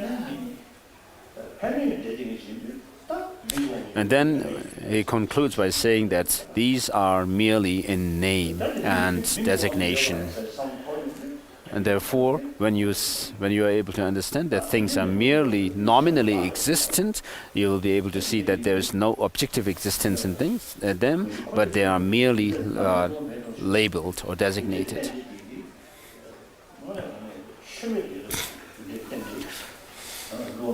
So it says, with respect to the old phenomenon of samsara, you can see the causes and effects never deceive their laws. And so for this to be true, for the law of cause and effect to be true,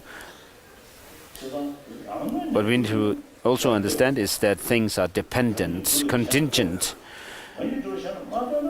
So if things are not dependent, then for their existence they do not need to depend or rely on any other factor. But that is not the case. And therefore, cause and effect, for example, can be understood to rely on one another. So if things do have some objective existence, then they would be independent existence, and which means that they are not dependent on any other factors. But because things are dependent on, things are interdependent, therefore we can have cause and effect. And then when you dissolve the focus of objectification, through this kind of understanding of dependent origination, nothing can be, whatever you search for, nothing can be found to exist in the object itself, and therefore no focus of objectification is left, and you enter the path that pleases the Buddhas.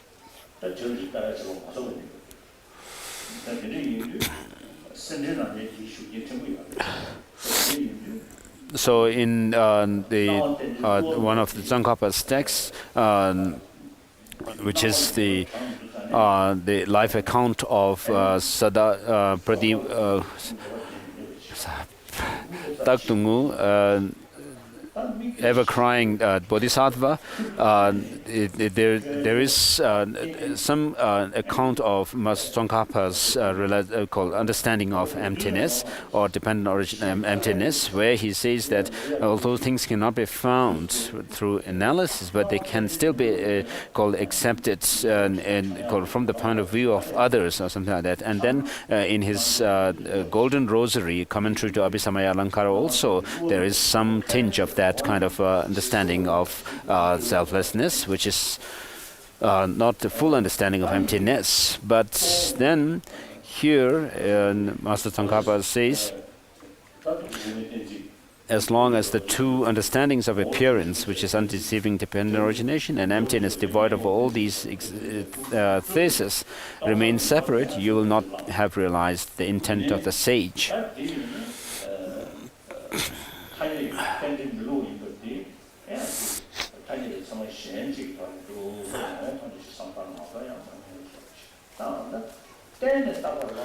So you may use different reasonings to prove that things have no intrinsic existence or true existence, such as the reasoning of lack of one and many and so forth, but these help you to see that things do not have any cannot be found when analyzed. But then, having said that, you have to resort to some other means to come to the conclusion that it is empty of inherent existence. But dependent origination, using the reasoning of dependent origination, gives both the understanding or insight into how things are designated merely in name, and that they do not have any objective existence.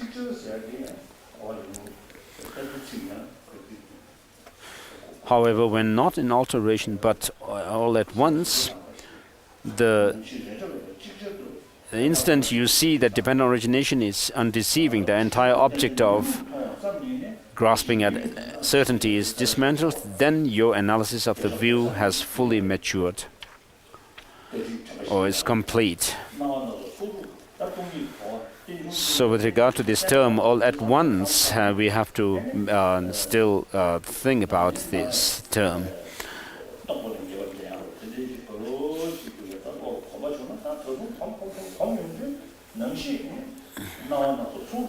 So when you are very familiar with the fact that things do not have any true existence, that they are empty of an objective existence, and you are familiar with it, then when you see things, the objects of senses, what happens is things do appear to have some objective existence. When you look at me, I will appear as objective existent to you, and when I look at you, this happens. But the seventh Dalai Lama says that they do not have any basis and root for such existence.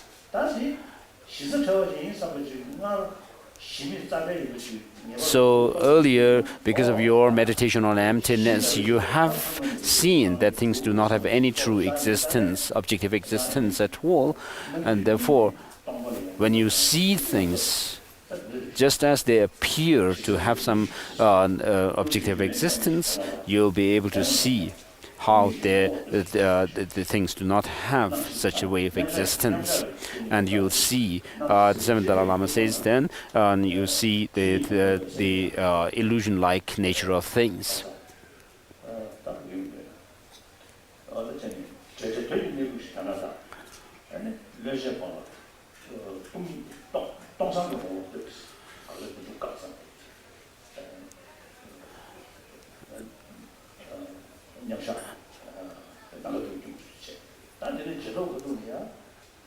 And so, in your meditation on emptiness, you should be absorbed in this emptiness, the absence of any objective existence. And then, when you come out of the meditation, you will be able to see how things are illusion-like.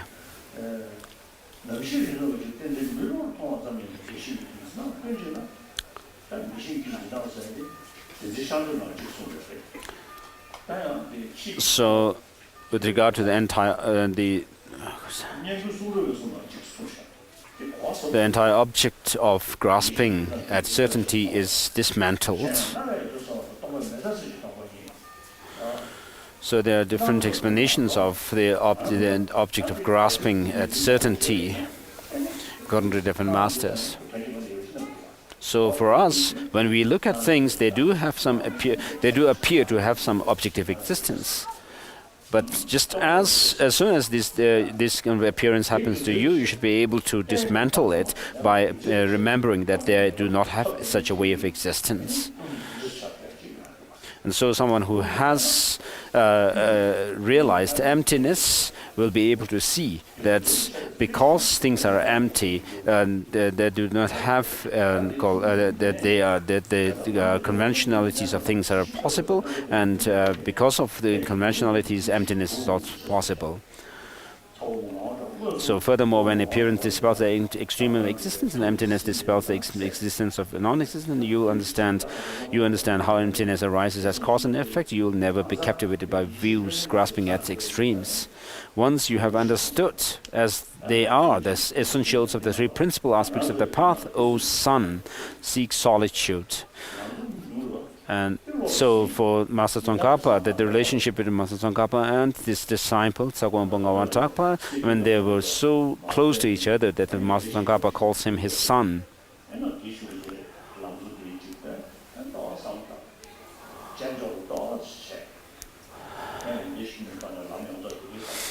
And so when you do meditation on the path to enlightenment, you can say the foundation of all good qualities, and then say these three principal aspects of the path.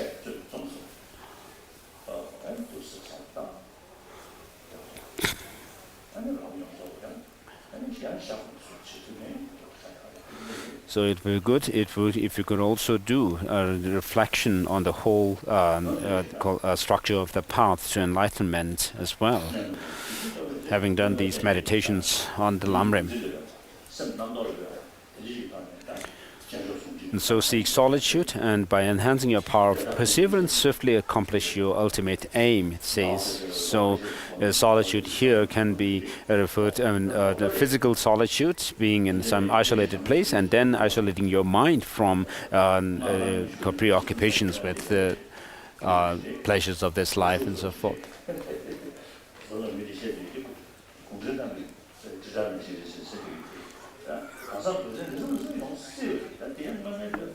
So of course in Highest Yoga Tantra we talk about achieving Buddhahood within one lifetime, this one body. But it's almost like the communist Chinese propaganda. The real practice are these things. And so this advice was given to the monk by the monk Losam Thakpa Pel, Chungawang Thakpa, a leading person of Tsako region. So with this we are finished with the teaching on the three principal aspects of the path.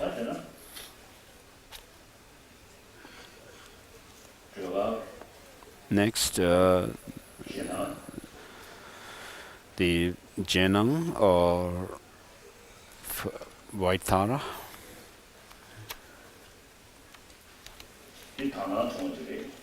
So this is a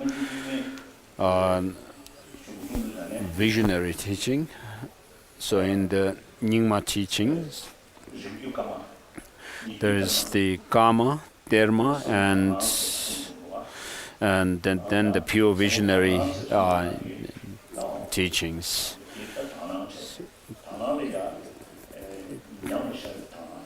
So within the pure visions, there is the visions that appear in Nyam, some kind of a simulated experience. And then there is also pure vision appearing to this senses. And so this, the pure vision that the fifth Dalai Lama had, is the second kind of pure vision.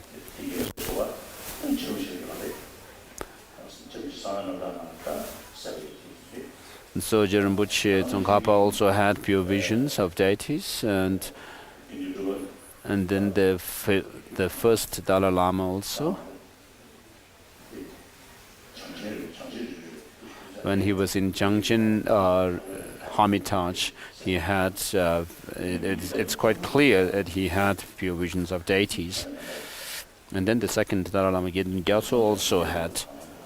And then the third, the Sonam Gyatso, and Yenden Gyatso is the third Dalai Lama also had, and Yenden Gyatso, the fourth Dalai Lama, I don't know. And then the fifth Dalai Lama had visions, pure visions.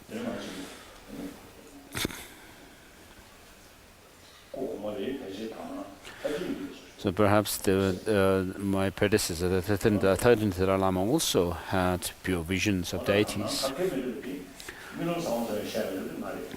So of all the Dalai Lamas until so far, the only one who has no pure visions, not even a good dream, is me.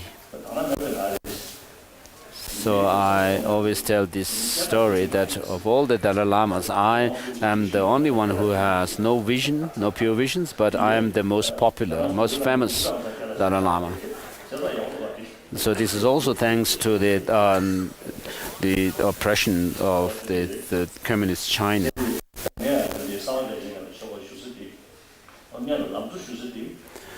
So I have received teaching on the three principles from Dr. Rinpoche. I can't remember, but I have received it from Ling Rinpoche, my senior tutor, the late senior tutor, and also Tijang Rinpoche. And then I have received the pure visionary sealed visionary teachings of the fifth Dalai Lama from my guru Dr. Rinpoche.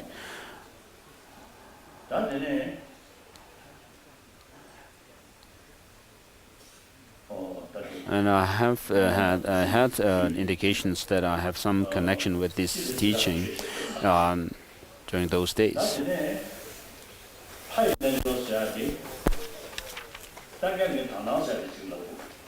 So with regard to first, I want to explain about talk about Dagnang, the pure visions. So in Rinpoche's Tsongkhapa's secret biography,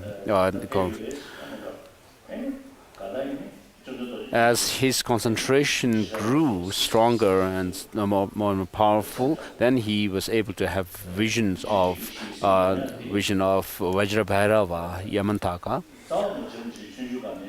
So of course, Rinpoche had visions of deities since he was a child.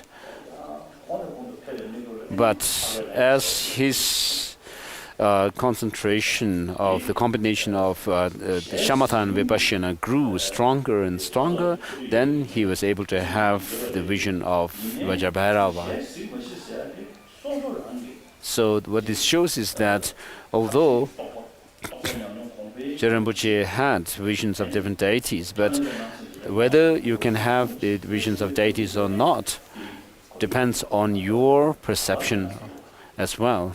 As your ordinary clinging and ordinary perception of things diminish, then your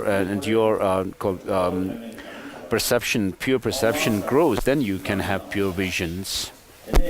So first, it begins with a nyam, some kind of simulated experience, and then you will have visions of the deities in your mind, and then you will have visions in with your senses, sensory perception.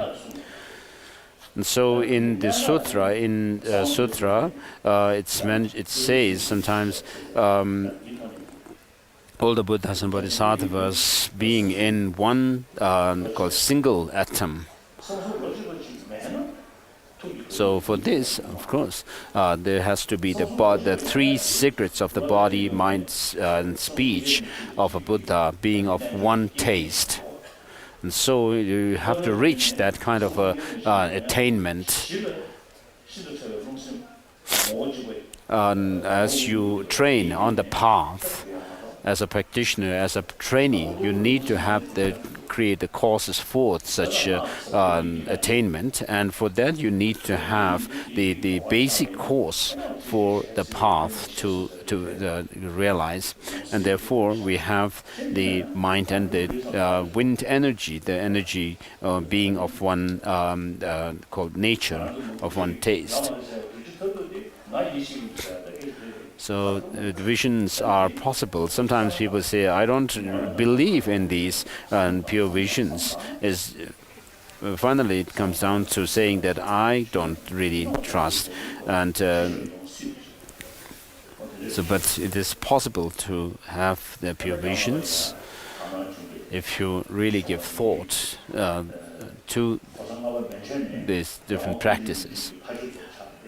And so they find the visionary, called the sealed visionary teachings of the fifth Dalai Lama has become like the main teachings of the Dalai Lamas. And so in order to practice Tantra, you need to first see the possibility of nirvana and omniscient state of Buddhahood by realizing, by understanding the emptiness.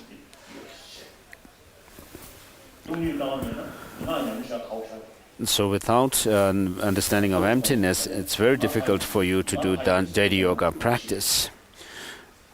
So without really understanding emptiness, if you say, I am a deity, just like that, it's this kind of thought is distorted outlook or misconception.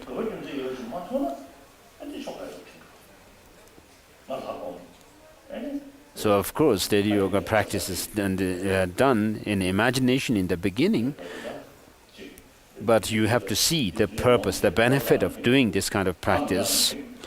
It doesn't help to overcome your thirst or hunger. If you just think that you had really nice, excellent food without really taking the food, I mean, would it really help your hunger? No. So you need to develop a very stable concentration. So even the non-Buddhist practitioners do visualize themselves as deities as well. So your visualization of yourself as a deity, if it doesn't help to overcome the grasping at true existence, then it doesn't really do the purpose for doing our tantric practice. So therefore you need to meditate on emptiness, and from within the state of emptiness you have to arise into a deity.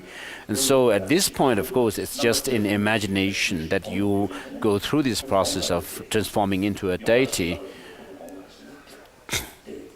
So the resultant state is that you become fully enlightened, and with all the resources and so forth of a Buddha and the mandala and so forth.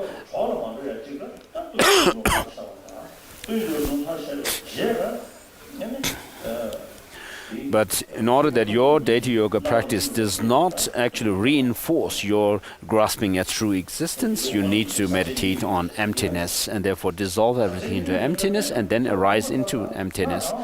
And then in the lower tantras, we talk about the non-duality of the profound and the clarity when you do the deity yoga practice. So it has to come from within the meditation on emptiness. And so here I have generated the three deities in the altar, and also generated myself into the three deities with the central deity, the white Tara. So then now we are going through the Dharma offering for driving away the obstacles. So of course I don't have any realizations, but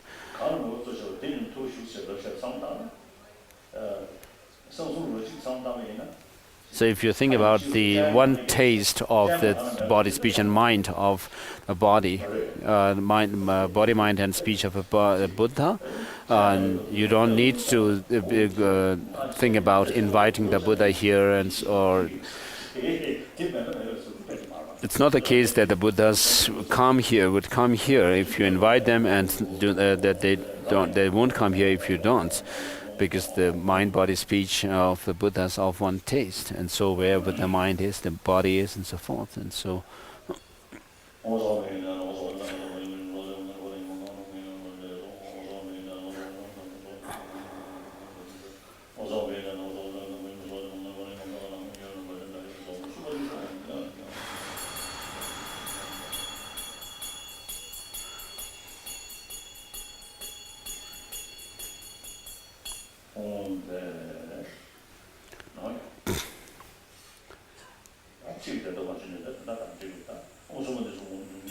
So the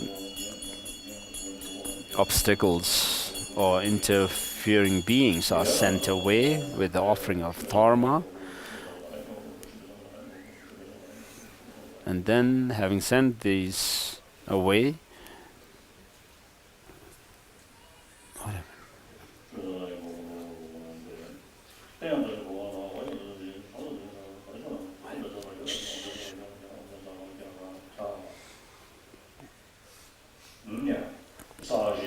then the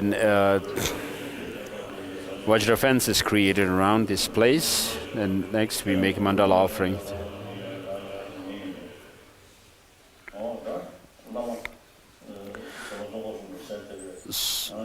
So you imagine the Lama to be in the form of the three deities. Please repeat this. Lama Rinchentabu, Dojin Shatal. Koale de Tarim. You know, you get to it now. So this is making request to the Lama.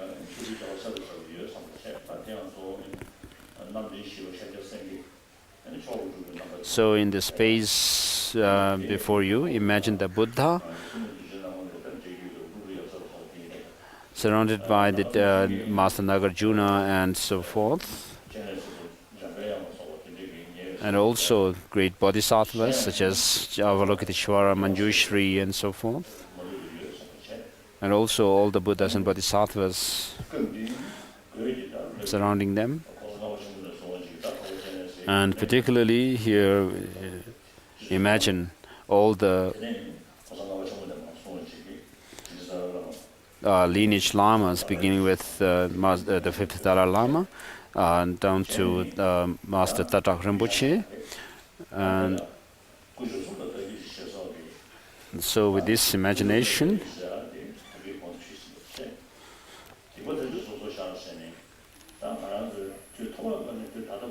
you'll go through these lines, repeating them. So I go for refuge to the rituals, which I have explained, and then you say, I confess individually all negativities, negative misdeeds. So because of our clinging to clinging to the true existence in things, just as they appear to us, we have created all kinds of negative actions due to selfish motive, because of being overpowered with selfishness. And so we have created all kinds of negative karmas with our body, speech, and mind. And so we need to confess all of them. And then next is, I rejoice in the merits of all beings. And so here the beings refer to 5 types of beings: the Buddhas and the Bodhisattvas who are near approaching Buddhahood, due to their practice of Bodhichitta and the understanding of emptiness, and also rejoicing in the merits of oneself and other ordinary beings. Even the slight kind of love and affection that animals have, all all these good things that sentient beings have done, sentient beings and Buddhas have done, you rejoice in them, and then you say, I take to my heart the Buddhahood. So Buddha here could refer to the form body, and then enlightenment to the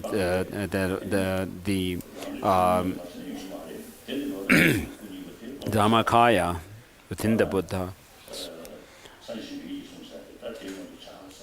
And so what this means is that I will, that you admire or aspire to reach Buddhahood. And then next comes, I go for refuge until I'm enlightened to the Buddha, Dharma, and the Supreme Assembly. And so without being able to attain your own goal, the final goal, there is no way you can help others infinitely. And so self-cherishing attitude actually ruins us. And therefore, if you cherish others, you will be able to fulfill your own goal as well. As Rinpoche says, that although you think of helping others, you are able to fulfill your goal, your own self-interest as byproduct. And then it says, I do so to attain an enlightened mind in order to fulfill the aims of myself and others.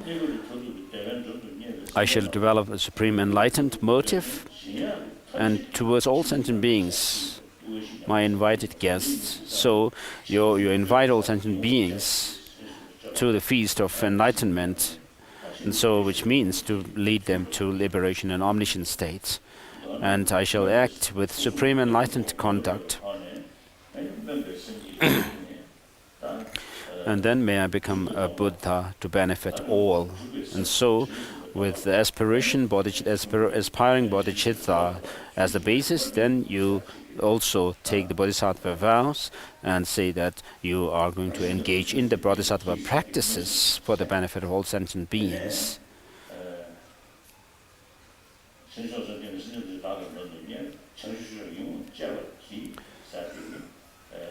So then here you take refuge, and then you go through the confession, rejoice, and so forth. And then you say, and I do so to attain enlightenment in order to fulfill the aims of myself and others. And so you are you're generating aspiring bodhicitta, and then after that is the venturing or engaging bodhicitta. I shall develop the supreme enlightened motive, and towards sentient beings, my invited guests, I shall act with supreme enlightened conduct. And so have this courage to cultivate bodhicitta within yourself for the benefit of all sentient beings, and say these lines, repeat these lines. Please kneel on your right knee.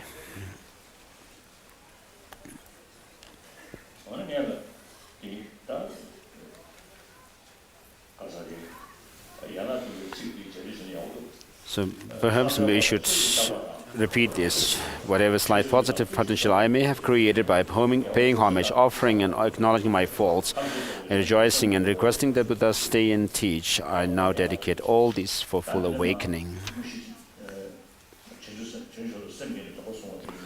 Next is generating bodhicitta and taking bodhisattva. I go for refuge to the three jewels. I confess individually all my misdeeds. I rejoice in the merits of my beings.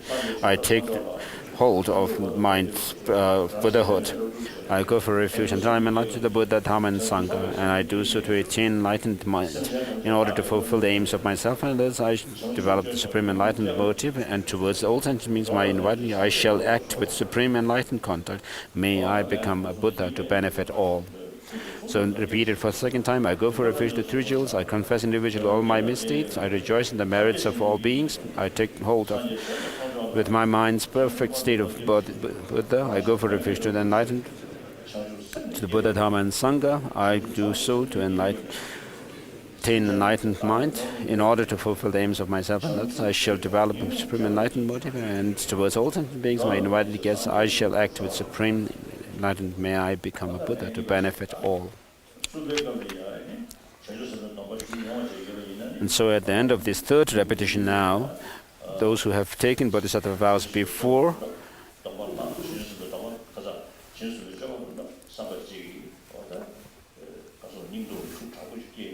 you should have this very strong urge to attain Buddhahood and to practice the Bodhisattva practices, to engage in the Bodhisattva practices.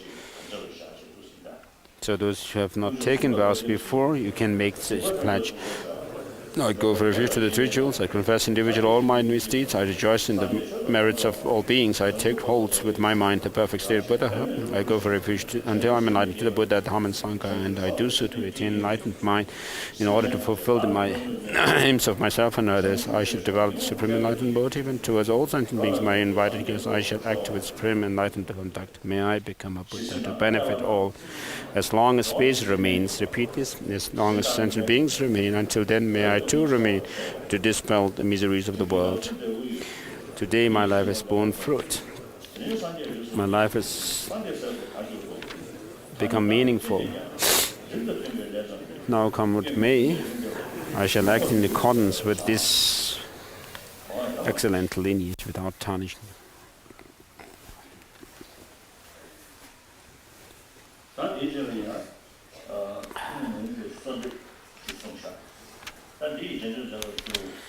Please repeat this, Lama Rinpoche.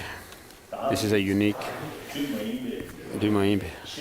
Shiva Jigwa. Sawe Tamjiselne. Jizun Jomdendama. Dhamakamu. Ishikolo. Sejima. Longorki. Non-Batsadoso. So you have Zongorki. Jesunawa. Malubatsadoso. Sijin Ishikolo, Zongorgi, Zizukolo. So you're requested to give the Jenang or the permission to practice to do your practice on the Tara, white Tara, to avert all untimely death. So next is setting the basis for receiving this permission initiation. So those who have not received any kind of initiation, and even the Kriya Tara, initiation of any Kriya Tara mandala deities, you can imagine the Tara on your crown. Those who have received in the real initiations before, you may imagine yourself transforming into white Tara with the two deities. And so, when the Buddha gave teaching on the Four Noble Truths, at the end he said,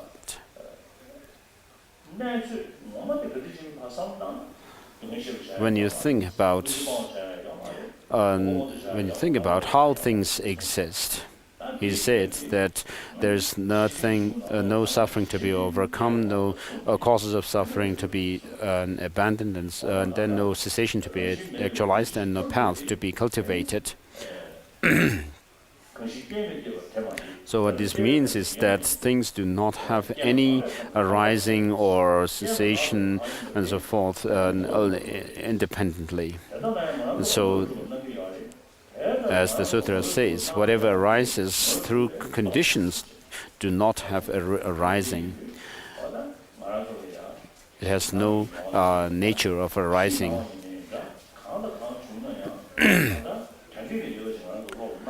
But for us, things appear to have some objective existence. If things exist objectively, then we should be able to find them when we search for their identity.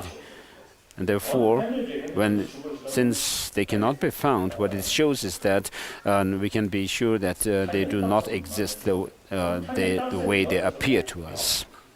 And so how do the things exist? Is by way of designation. But of course, even our distorted views do label things, but those do not exist either. And so things have to exist in conventional terms. And so, since they do not have any objective existence, they are merely in name. But the name itself, when you try to search for it, you cannot find it under analysis. And therefore, what you have to do is you have to destroy all kinds of objectifications in things and events, names, and so forth. And so when you search, when you do this kind of critical analysis, searching for the identity of things, nothing can be found. So but this doesn't mean that things do not exist at all. But it means that they do not have objective existence. So in dependence on many different factors, we label and designate things. And therefore, remember that things do not have any objective existence, that they are merely designated, and therefore think that you, as a person, when you think about your I, you think that this I is cannot be found under analysis, but it's designated, merely designated. So many philosophical traditions, even up to the philosophical masters of Savatantrika Madhyamakas do say that a person, the final identity of a person is the sixth consciousness. But Nagarjuna says, if the person is not the consciousness and not all other elements, the constituent elements in us, then what is a person?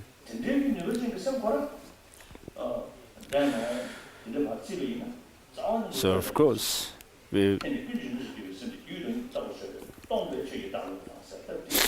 so when you think about the nature of the mind itself, it does not have any independent existence.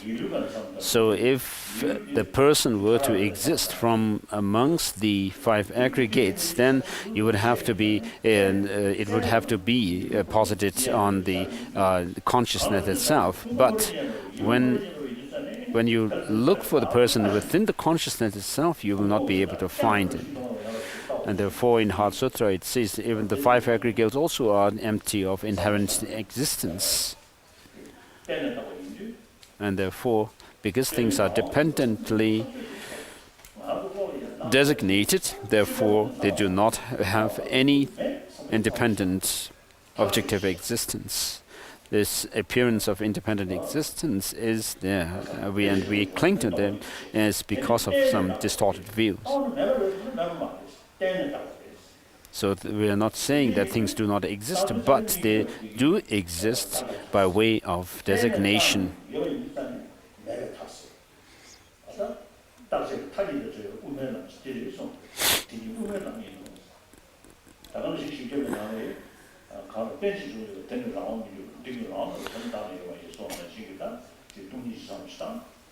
So things are devoid of any eternality or permanence because they are empty, and because they are designated, they are not called non-existent. And so these two extreme views are overcome through the understanding of emptiness and designation. And therefore, you need to dissolve this ordinary appearance, ordinary perception, and absorb, your mind should absorb in emptiness. And so this, from within this emptiness arises a thumb syllable, white in color, and that in turn transforms in the place where you are into these yourself as white thara.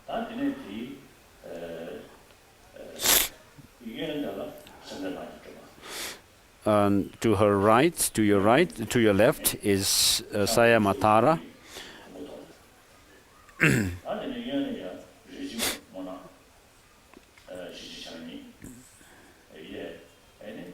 And then to your right is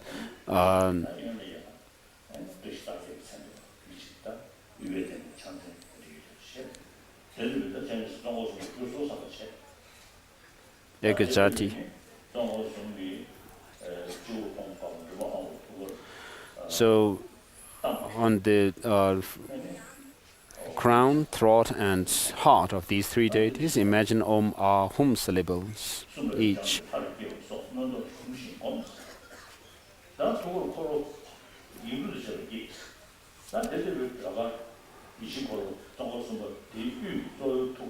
So in this heart of the central deity, at her heart, imagine this eight-spoked wheel, at the center of which is the thumb syllable. And then on the eight spokes, imagine Tare, Tutare, Ture, Swaha. And on the Sayamatara's heart, imagine Om Tare, Tutare, Ture, Mama Yupunjana Potenkure, Swaha.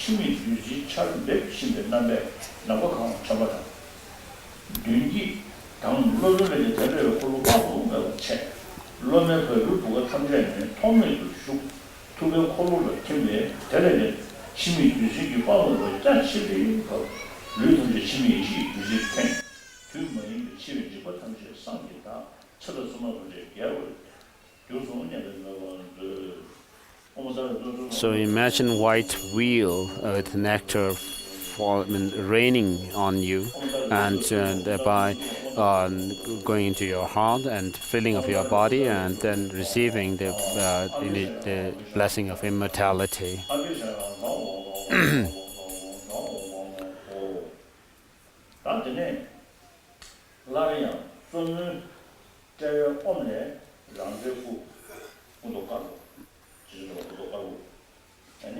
And from the forehead of the central deity, from the Om syllable at the forehead, imagine the white rays of light coming forth, and these rays of light from the three deities come forth to you and dissolve into you through the forehead.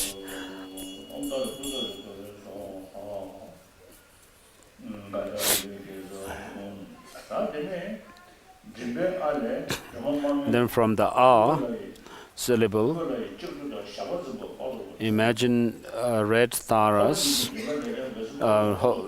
with a hook and lasso in their hands coming forth.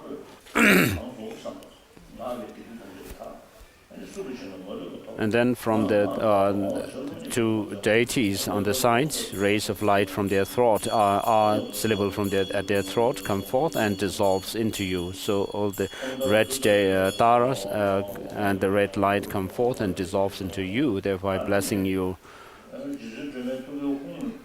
And then from the Hum syllable, blue taras come forth, and also from the two side deities at the on the two sides, from their heart also rays of light come forth, blue rays of light, and they dissolve into you at the heart and bless your heart, purifying your negativities collected through your mind.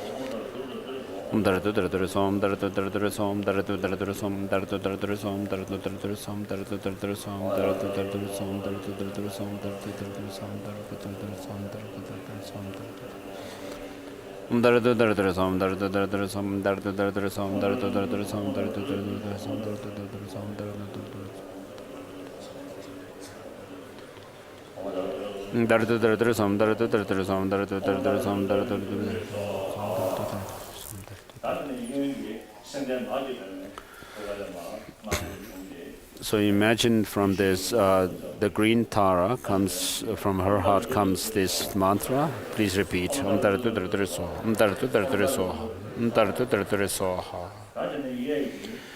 And then from the right deity, Brikuti, imagine this mantra comes. Please repeat this. Om Brim Soha. Om Arya Bimkuti Soha. Om Brim Soha. Om Arya Bimkuti Soha. Om Brim Soha. Om Arya Bimkuti Soha.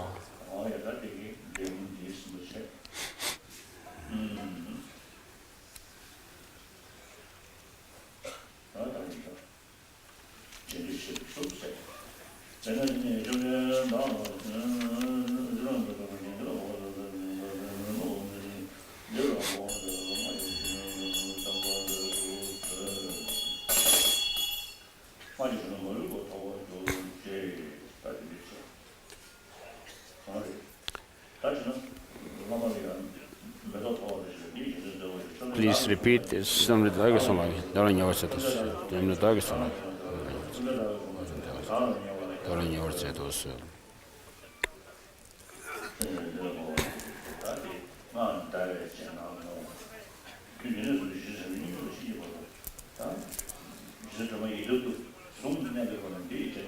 Please repeat this.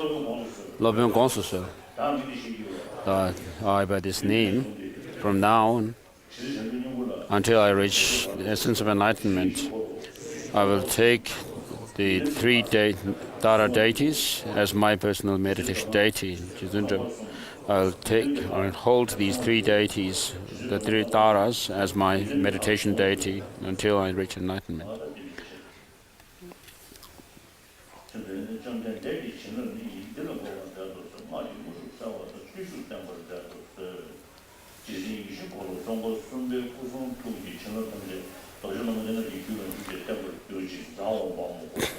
So this is stabilizing the blessings of the three Taras that you have received.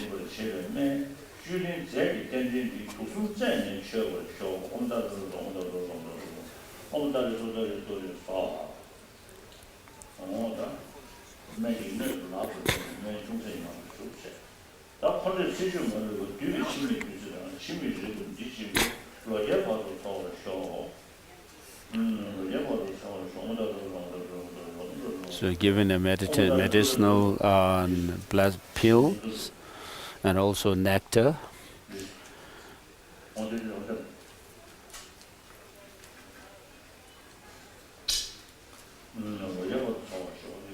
So may you live 100 years.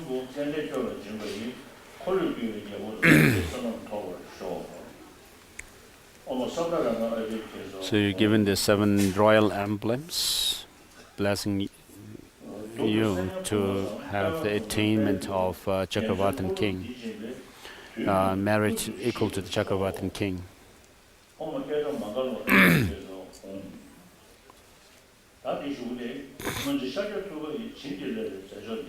And then you also imagine that you are given the 8 auspicious symbols or substances. So with this, the 5th Dalai Lama's visionary teaching, in which there are 25 sets of teachings. So you have received the Jenang of the 3 Taras. Please repeat this.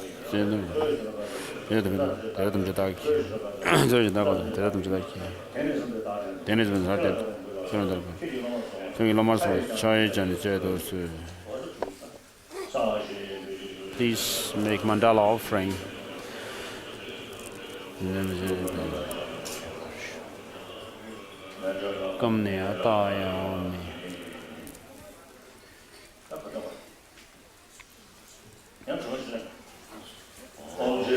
So let's say the 21 Tara praise.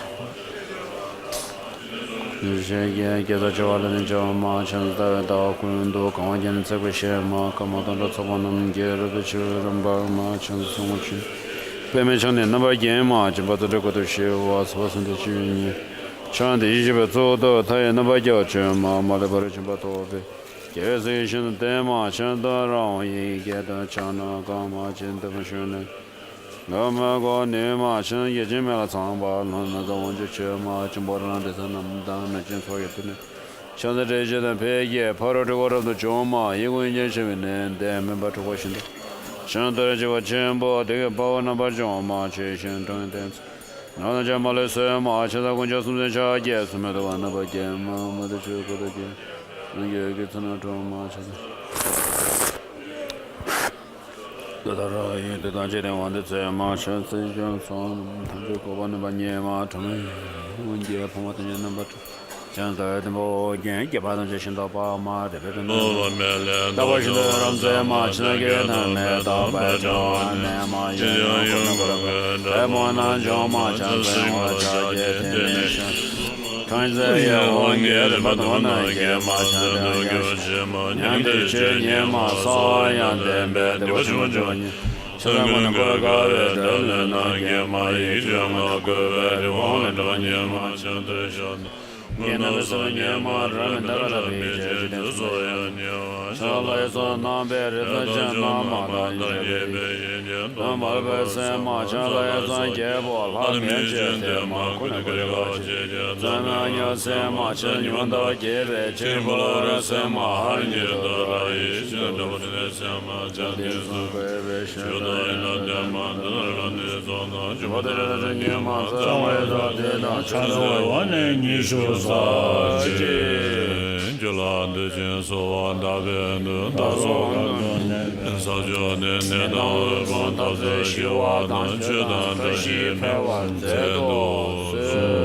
Temple Rinjin, Shogi, Majaban, Jagan, Yamba, Cube, Shot, Ninji Chimbu, Yellow Cuba, Pended, the Sour, Sheva, Dona Gombo, Generous, and one, you say, Jammer, Conscience, Yoso, Jazim, Lala, Jason, Dendin, Yodo, Shawas, Lando, Junior, Summer, Dendena, Shoson, Tushi, Dodan, Denzito, Letter, Lumin, Dendu, Najan, Dembe, Melon, Gangman, Yodo, Show. Oh, yeah, that's true song. Yeah, in China, some of the Lamzu, 7年之前，廿年有做過嘅，3年有當過嘅，廿年做加工嘅，加工前3當7年個做嘅，加工埋咗嘅，以送咗嘅點點啦，你要睇佢嘅有嘛？就係話，因為嗰啲咪，基本嘅做呢啲咁嘅嗰啲，因為嗰啲就卡㗎嘅，嗰啲新嘅做嘅嗰啲，因為就卡㗎嘅。現在呢，這加工前咧，你少啲開始冇得下，就係話，但係我哋查查呢，邏輯全部全部用啊，你加工前用過嘅嘛都。這是個觀念要考察的。因為我哋這邊你要拖得不得了，因為我哋這個密切印度的，就我們這裡的會用過了，但係你就考察的，這裡的印度上面呢，特送公送些的不開心不了下，不是在不開心不了，就是說台灣這個我這樣要嘛的，看到先不前上單，根本是開心不了，比較的沒這種，但是呢，這樣子剛才呢。這樣子，你們那邊做了，那我拍是哪里麼？這到哪里麼？ So for those people who are staying in Dharamsala, living in Dharamsala, I'm leaving day after tomorrow. I will be in Delhi meeting people, and then I'll be in South India giving the remaining teaching on Lamrim. And so for about 2 months I'll be away. So see you after 2 months. And take care.